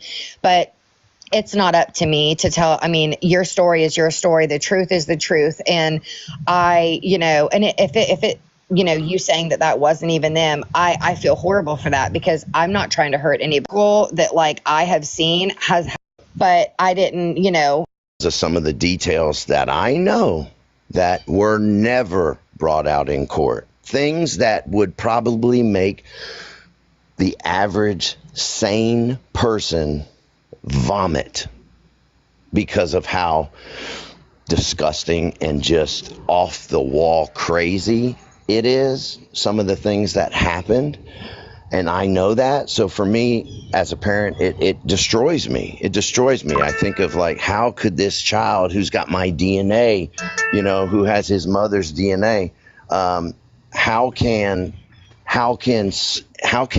it become this?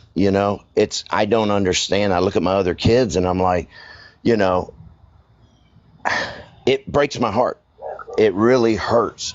So I don't know. I want what's best for him. I don't want him to suffer. I know some people are like, he did heinous things, he should suffer. I get that train of thought 100%. My biggest piece is knowing that it can never happen to another woman again.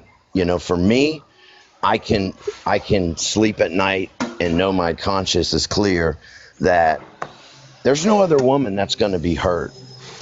So for me, I have a whatever question. that means. Do you think he is scared? Do I think he's scared? Like scared of what? To die? Because I mean, that's sad. Are you scared to die? No, Wade, is he scared to die? No, I'm asking you. Are you scared to die? Of course. Me too. I'm scared to die. Not because I'm scared to die. I'm scared because I don't want to leave the people I love. I don't want to I just want to be here as long as I can for my kids and grandkids and family. But, do I think Wade is scared to die? No, I don't think he's scared to die. I don't think he wants to die, but I don't think it's a fear of his, I'm not gonna chase him all over the goddamn country either.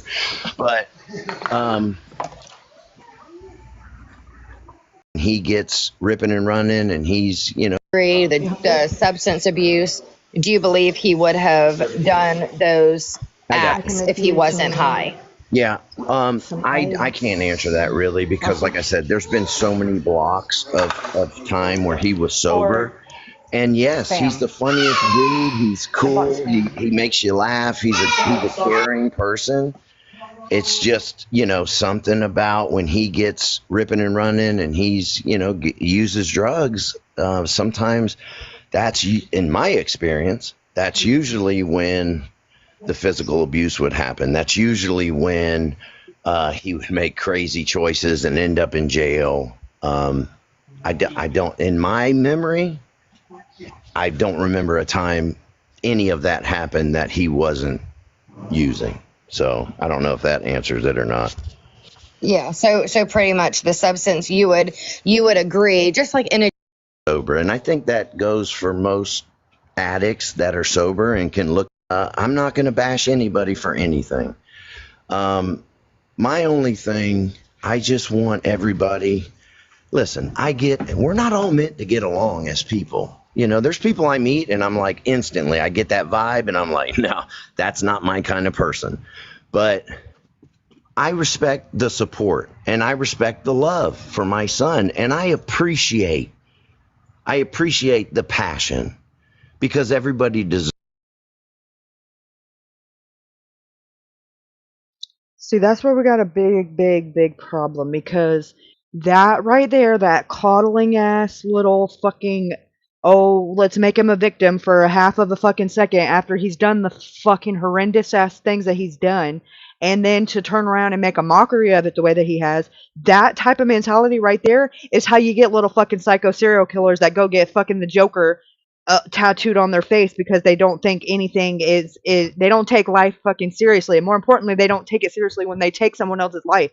This shit's not a fucking joke. It's not a game. It's not kiki ha ha. And you bitches out here, and I'm gonna call it like I see it because that's what you are, a bunch of fucking desperate daddy issue having ass bitches that are on here. Oh, save Wade. Okay, where was that same fucking mentality on the women that he brutally murdered for no reason other than because he wanted to? Not because he had to. It wasn't a crime of opportunity. He didn't have to fucking kill them women to steal their money and steal their car. He already had it. He killed it because he's a sick fuck and he got off on it. And you bitches are just as bad, if not worse, for talking about, oh, save Wade. Oh, he doesn't deserve to be killed. They didn't deserve to be killed, you fucking weirdos. So why don't you fucking take a walk down fucking I'm a dumb cunt lane and just fuck all the way the fuck off? How about that? You fucking weirdos. Deserves people like that in their life. But I want everybody to really think before you post and before you attack and before you bash people and before you just, we're human. We're here together. We should really respect each other and we should not love each other, but we should just be. Well, maybe if you were present and had half of that kind of attitude in your son's life, maybe he wouldn't have felt the need to go out and kill people. So take that kumbaya shit and shove it up your fucking ass, Steve. How about that? Your fucking son's a murderer. And anybody that supports him is a fucking weirdo. Be kind to each other. And be kind to each other. Be kind to the man that got on here and talked on fucking phone that said you are being recorded and monitored and pressed accept charges on and said, oh, Dad, I don't know why I did it. I just did it because I felt like it. But after I realized that she was still alive, I pushed her out of the car and I ran her over until she looked like spaghetti. Let's be fucking kind to him. Said nobody ever, you fucking weirdo, you fucking nutbag. And you bitches that don't get no attention in your fucking real life that are on the phone all, oh my God, he said he loved me. You bitches need Jesus. You need Jesus, and you need it like yesterday. Because there ain't gonna be no mercy on your fucking soul whenever that he gets his phone privileges revoked and all them calls get made public. You're gonna be the next one, just like Kiosk Kristen, that everybody's out here gonna be clowning and making a mockery out of because you bitches need Jesus. What is wrong with you? And you're putting your fucking kids on the phone with this fucking psychopath? You bitches need to be kicked in your fucking teeth. I'm sorry I said it. You are fucking disgusting. In subjecting your children to that shit, you are absolutely fucking disgusting, and you need a gosh darn exorcism like yesterday. ASAP. Weirdos. Fucking weirdos. Oh, let's all be kind and get along. Well, if the kumbaya fucking y'all, I bet. Where was that mentality when your son was out there killing people? That wasn't too kind, now was it, Steve? You fucking weirdo. Stop saying weirdo fucking shit, you fucking weirdo.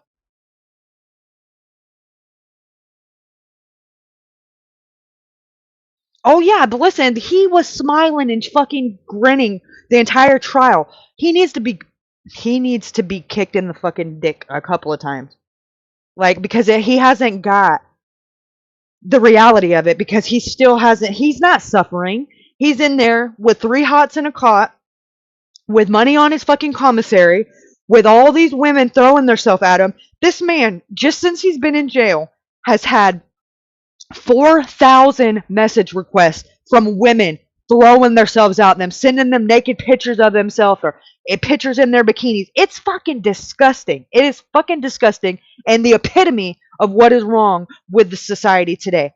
Because he's not suffered not one fucking bit. Not one bit has he suffered and has he had to be held accountable for what he's done at all. He's not gone without. He hasn't had to do. He will now that he's going to death row. But up until sentencing yesterday, he has not suffered not one fucking bit. Your beliefs can be your beliefs, my beliefs can be my beliefs, and the same goes with everybody else. But let's put a little more thought into his family, Wade's family that didn't ask for any of this.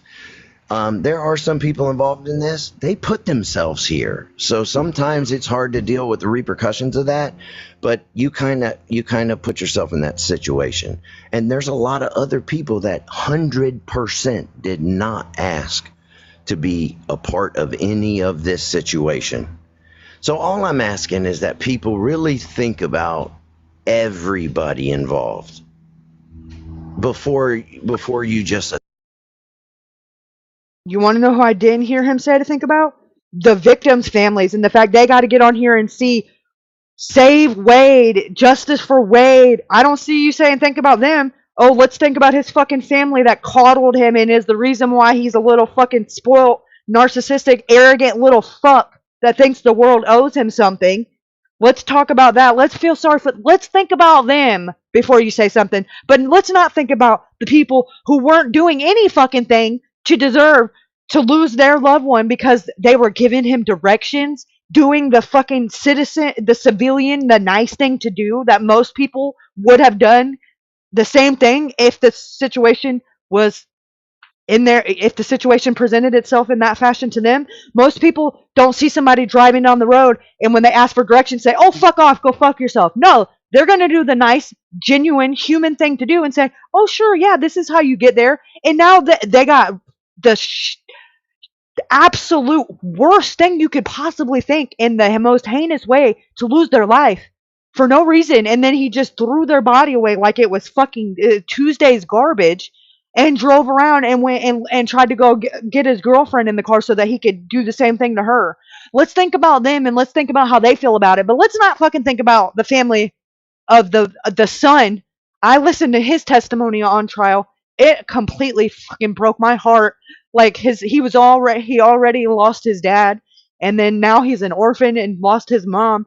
Like she didn't get to see him graduate. Like, and she was walking him to the bus stop and leaving there and walking to work. Like, fuck you fucking asshole. Like, oh, let's let's not think about them and what they have to get online and see, but let's worry about his family that created the little fucking demon in this little prick to begin with by not making him be held accountable whenever he got in trouble. They kept bailing him out over and over and over again and buying their way out of him having to be held accountable for the fuck shit he was doing. That's the reason why you got that little grinning prick in court that you seen, because in his mind, oh, he knows he's still going to have people that answer the fucking phone when he calls and put money on his books. So that is exactly why he thinks it's a fucking joke. When you don't whip your kid's ass and you don't hold them accountable for shit that they do that is heinous, and when they break into people's cars, you let them sit in jail and you let them see out the consequences to being a little fuckhead, this is what happens. You have an entitled adult that thinks it's okay to take people's lives and smirk about it whenever he's in front of a fucking judge. That is absolutely horrible. Horrible. Are you fucking kidding me? Horrible. That is the worst thing you could do. Because he's not sorry. He's not remorseful. And he would absolutely do it again if you gave him a smidgen of ability to do it again. He would absolutely do it again because he thinks it's fucking a joke.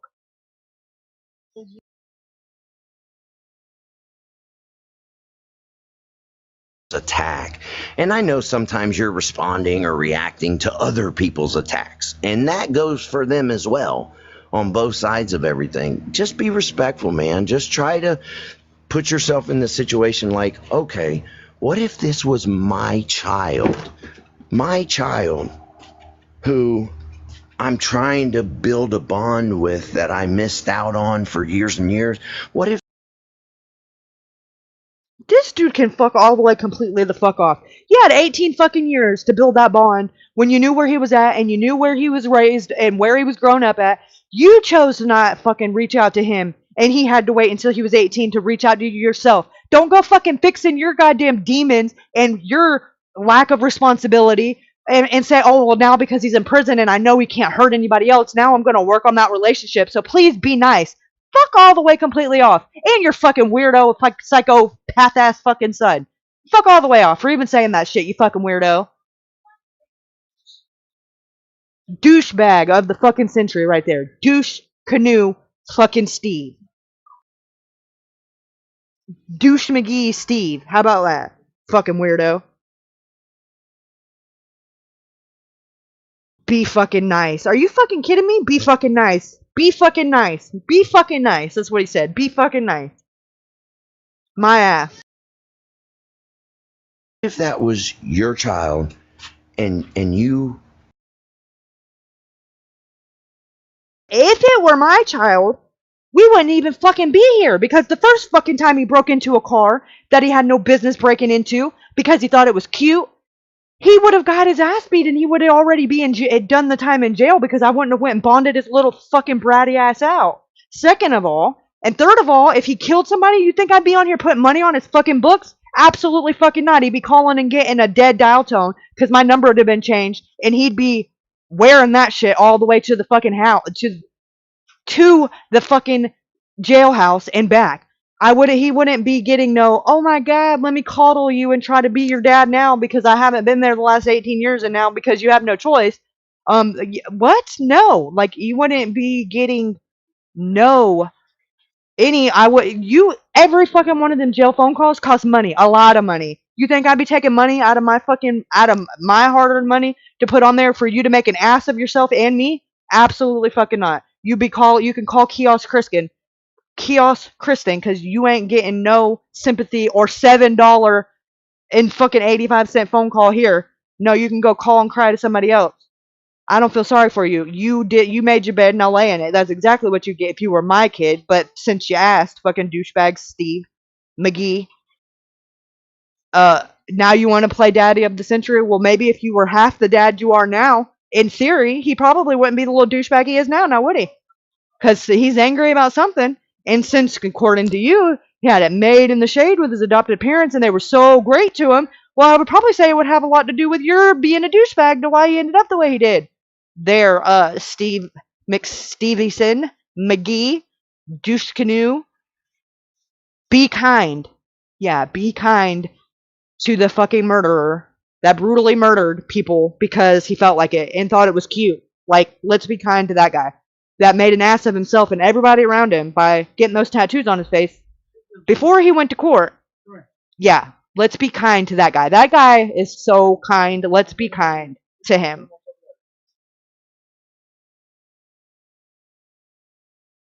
Were put in this position and you heard these things and you did everything you could to try to prevent these things, but they still happened. You know, how would you feel? Would you battle with what is right morally? Would you battle with, you know, fuck it, you know, I'll just let them rip and run and whatever happens, happens. You have to put yourself in other people's positions before you just judge. And I love my son to death, but he's a liar.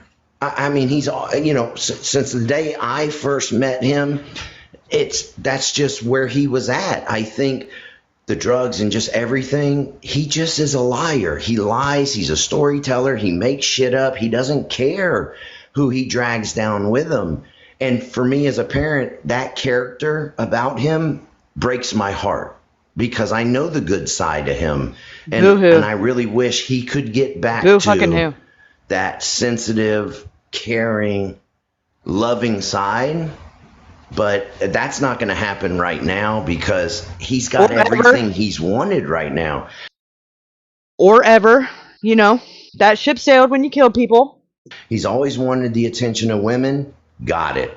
He's always wanted money to be comfortable.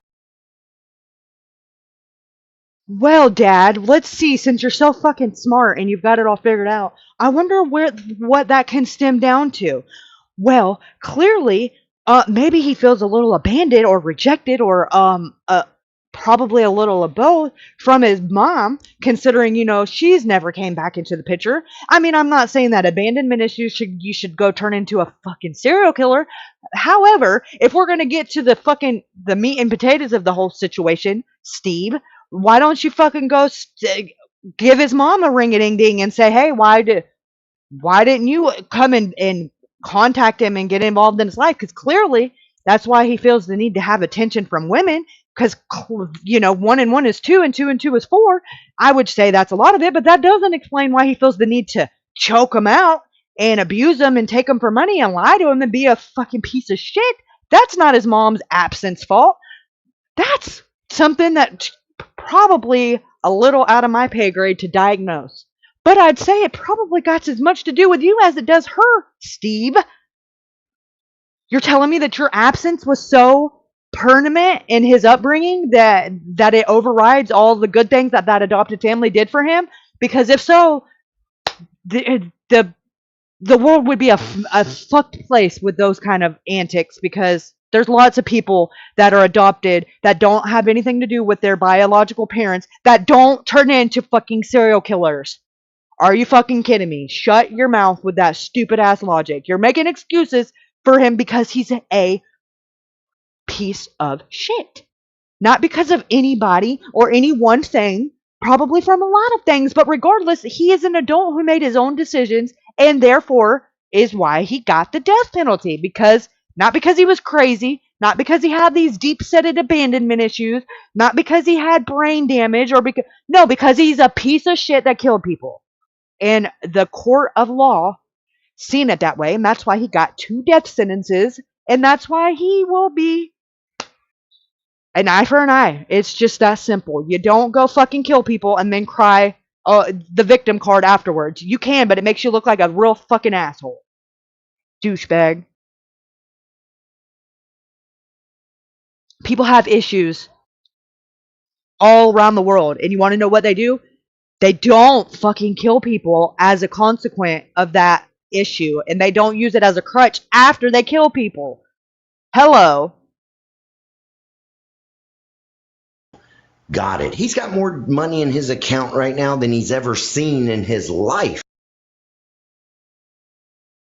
That shit makes me want to throw the fuck up. Are you fucking kidding me? That is right here the whole moral of the story. All you bitches putting money on his books are sick and need fucking Jesus. Why wouldn't he just ride it out? So hey, I can't knock him for that. It's happening. So, but just think about other people, because this is a very fucked up situation, and it's a very sad situation on all degrees. And I don't want nobody attacked. I don't want you attacked. I don't want anybody attacked. We're all dealing with this the best way we can, and we should respect each other. You know what I mean? Yeah, I mean, I agree. And it definitely is sad. And I know, just speaking for myself, you know, that I have purposely made it a point to not attack. You know, if I disagree, I will leave or remove myself. You know, like I'll have conversations, of course, but you know, right now, like, you know, April has been doxxed and they have put all of her information out. And that's very dangerous. You know, we're getting to a point where like people's lives are starting to be put in danger, all for not wanting someone to have the death penalty. Like, that's Can crazy. I ask you this, Amanda? You know? Can I ask you this? Of course. How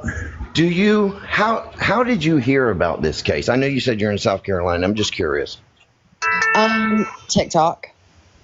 Okay. And what is your main objective? Is it the death penalty? You're anti-death penalty, and that's what you're pushing? Is that what it is? I don't know. I've never met you or talked to you before. Yes. Yeah, it's I feel like there's a lot of inconsistencies with like the trial, like tire tracks and the DNA. Like there's just a lot of things that don't add up. But my main thing is just, I don't like the death penalty. It can go wrong. And the botched death penalty, like lethal injections, are extremely painful for hours. They can suffer and be paralyzed and in agony. And, all of like the codes and the stuff is like hidden by law. Heaven forbid the fucking asshole who brutally killed 2 women, okay, and fuck the fact that they suffered tremendously, immensely. Heaven forbid he's a little uncomfortable when he gets his lethal injection and it burns and it hurts a little bit. Are you fucking kidding me? Do you realize how much of a fucking douchebag you gotta be to sit up there and say that? Boo fucking who? I hope it fucking hurts. All as much pain as can be inflicted into somebody in a single fucking minute. I hope it hurts that much. Are you kidding me? I hope, and then I hope you burn in hell for the rest of Everdom, and then 10 fucking more Everdoms past that. Like, are you fucking kidding me? Like, boo hoo, the poor psychopath that got on there and said, "Oh, Dad, I ran her over until she looked like spaghetti." Oh my God, heaven forbid he suffers a little bit, because according to his dad, what he just said, he's not fucking suffering where he's at. He's got more money on his books now than he ever had on the streets. Hustling, as so to say, as he says, jumping from one fat girl to the other. That's his hustle. I mean, come on, are you kidding me? Like, heaven forbid the fucking asshole has to suffer the slightest bit. Like, you realize that's what you're advocating for? That's what you're advocating for. You should just punch yourself in the fucking face. How about that? And I hope you suffer when you do so. Like, just punch yourself in the nose right now. You sound ignorant.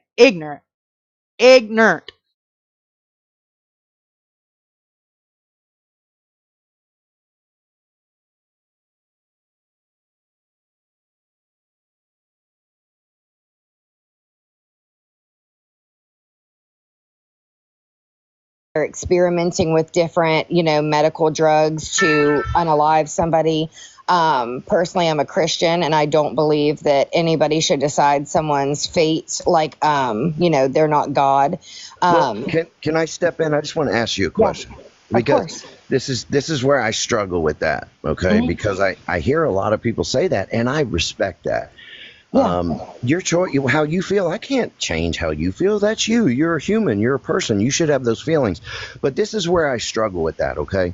Mm-hmm. Because at the same time that my son's case was going on, it was a death penalty case for sure. 2 innocent women. Right. Just I would say probably 50 miles away, there was another case in Florida, 50 miles from Wade. This gentleman killed 5 women, and they were seeking the death penalty. And he just got sentenced to the death penalty. I don't see any videos on that. You want me to tell you, since you're fucking so clueless, asshole McGee over here?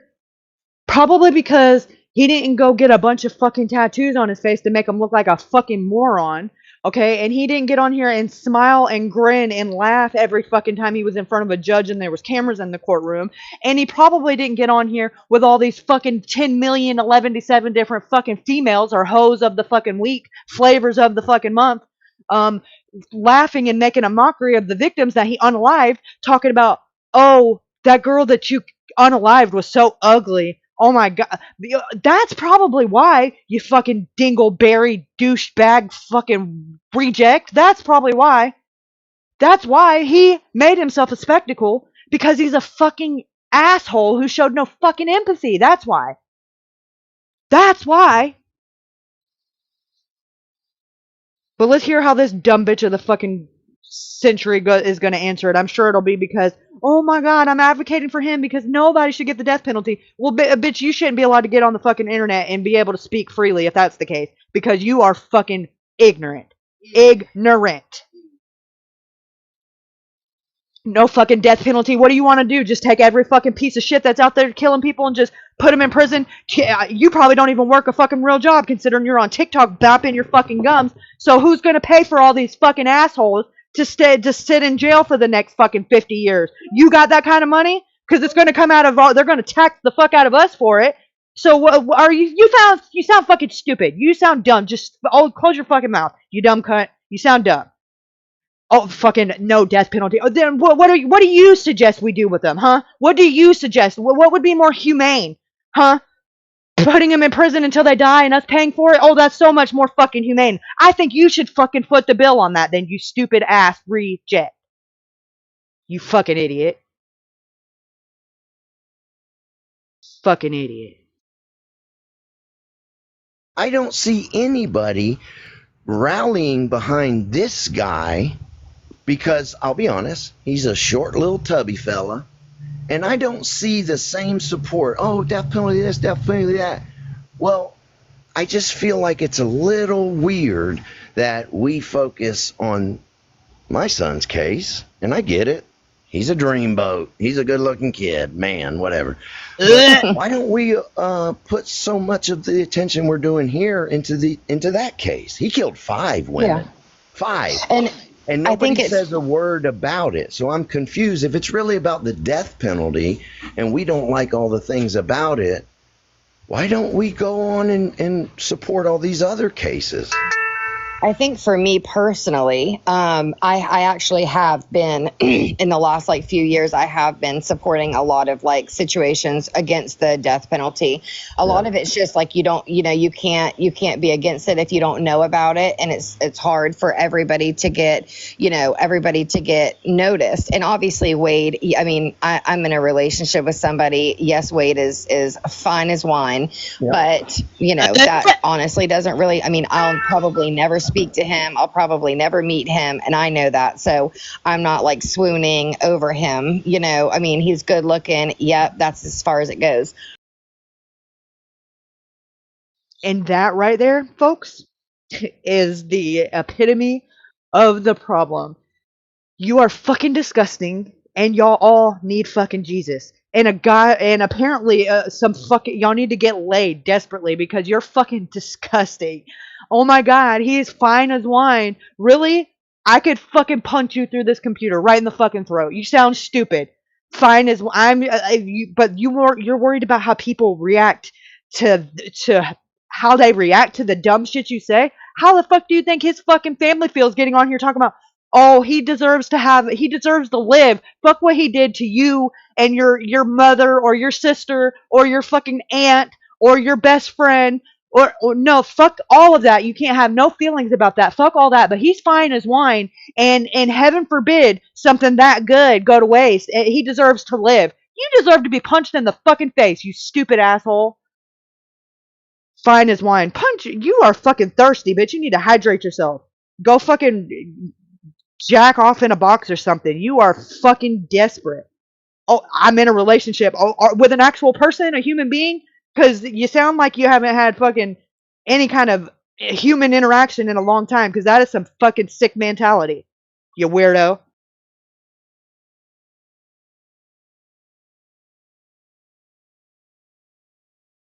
I don't agree with the death penalty in whole, and I actually have worked with people in my community. Well, listen, little miss fucking, I live in fucking fantasy land with butterflies and rainbows. Why? Tell me why. Why don't you like the death penalty? Tell me why. And tell me, I don't want to know just why. I want to know what your fucking idea, Mrs. I'm going to fucking solve world peace over fucking night over on gosh darn TikTok. Let me know what your solution is then. If we remove the death penalty tomorrow and everybody on death row just no more, what would you suggest do with all of those said inmates? I want an answer, and I want one right now. Since you're going to come on here and say some shit that fucking stupid, I suggest you have fucking something in your goddamn playbook that suggests you've got the answer to solve it all. What do you suggest we do with all those pieces of shit that are on death row? Huh? Let them back into fucking society to kill people again? I think fucking not. Or, I already know your answer to Little Miss fucking Sunshine. Oh, let's just put them in prison and let them die out their sin. Who's gonna pay for that shit? You, Miss TikTok? I don't think you could fucking afford it. I don't think you could afford to fund Wade what it costs to house him and feed him for the rest of his fucking sentence. So I think you've bitten off a little bit more than you could fucking chew. And maybe you should just shut the fuck up because your stupid's showing real fucking bright right now. You are about a dumb bitch if I've ever fucking heard one in my life. You just up here advocating for something you don't have a fucking clue about. You don't have any fucking idea or any fucking resolution in mind. You're just advocating for something that gets you fucking airtime on TikTok and makes you relevant for 5 minutes. Bitch, you need to sit your thirsty ass down with Kiosk Kristen and the rest of y'all nasty, thirsty ass bitches that ain't getting no fucking attention in your real life. Sit the fuck down, you're dismissed. Bye, Felicia. Fucking thirsty ass bitches.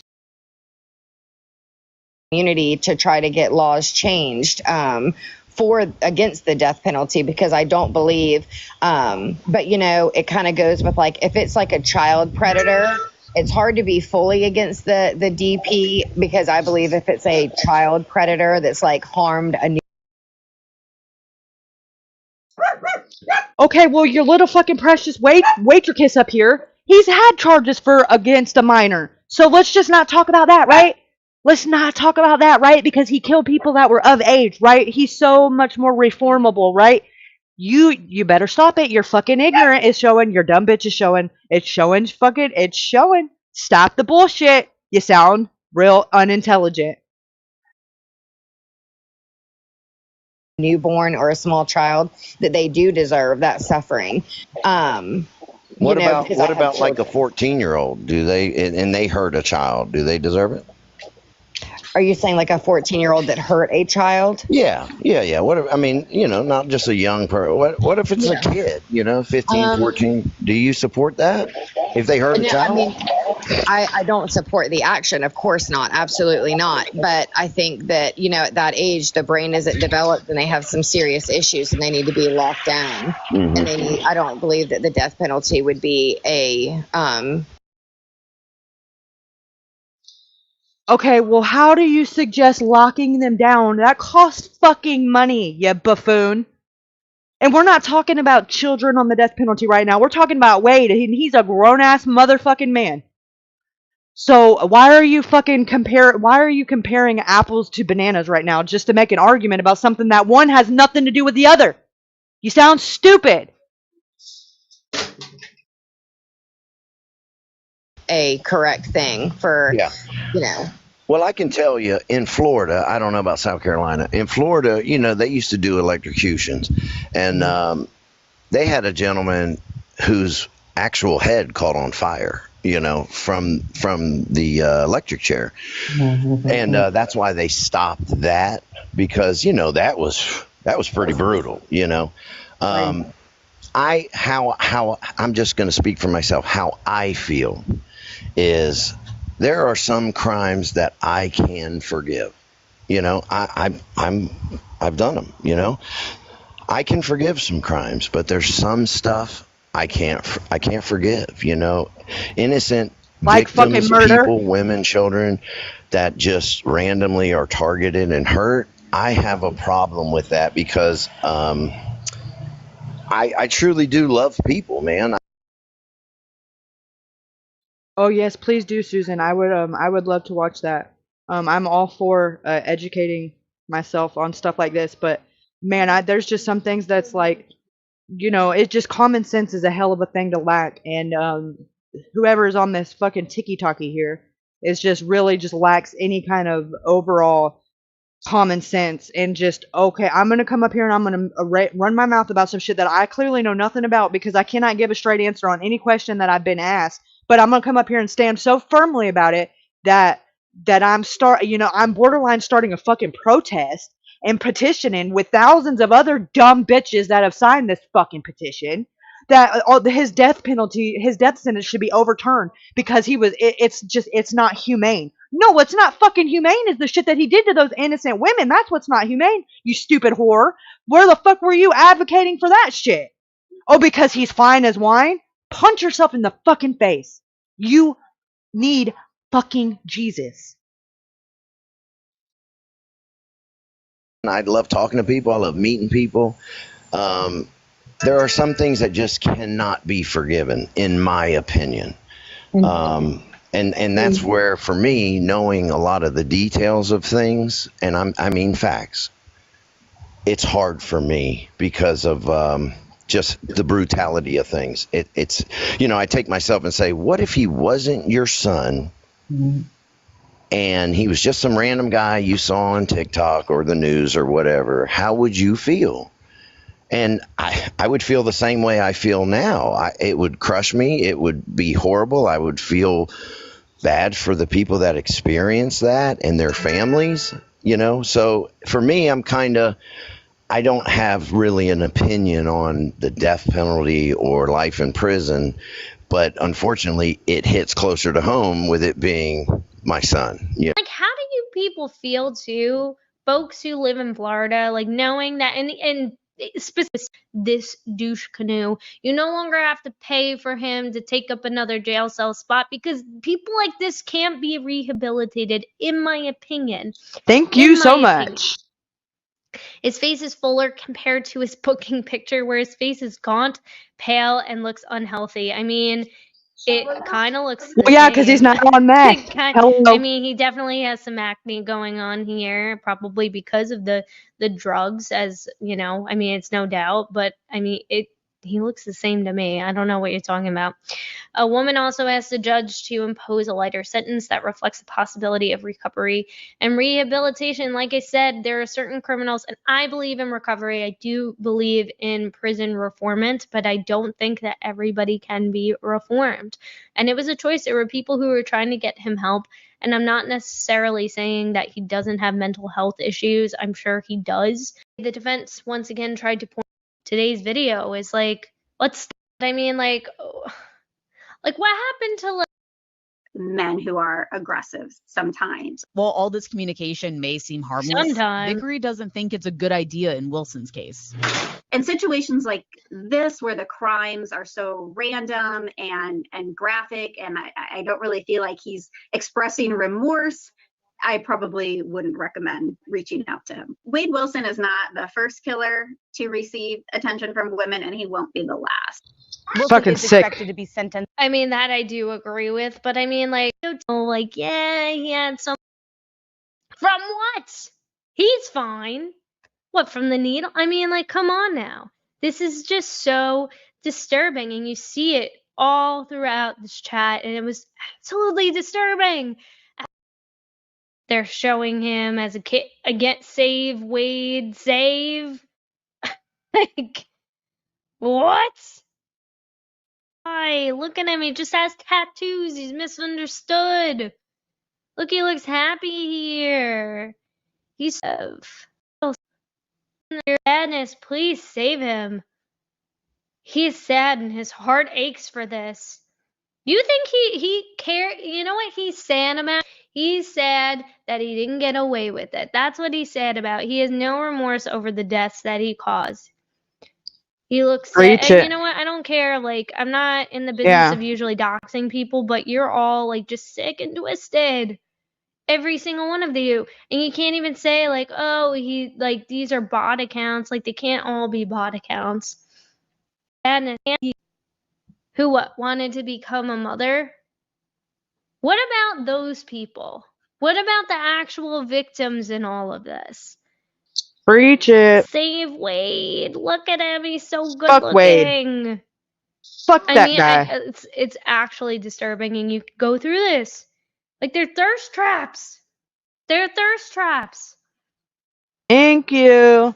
Glad I'm not the only one. This is what people spend their days doing on Fucking sick TikTok. bitches. They need to fucking they need to get laid. That's just what it boils down to. Like, by an actual human being. Save not their Wade fucking Wilson. Save Wade Wilson.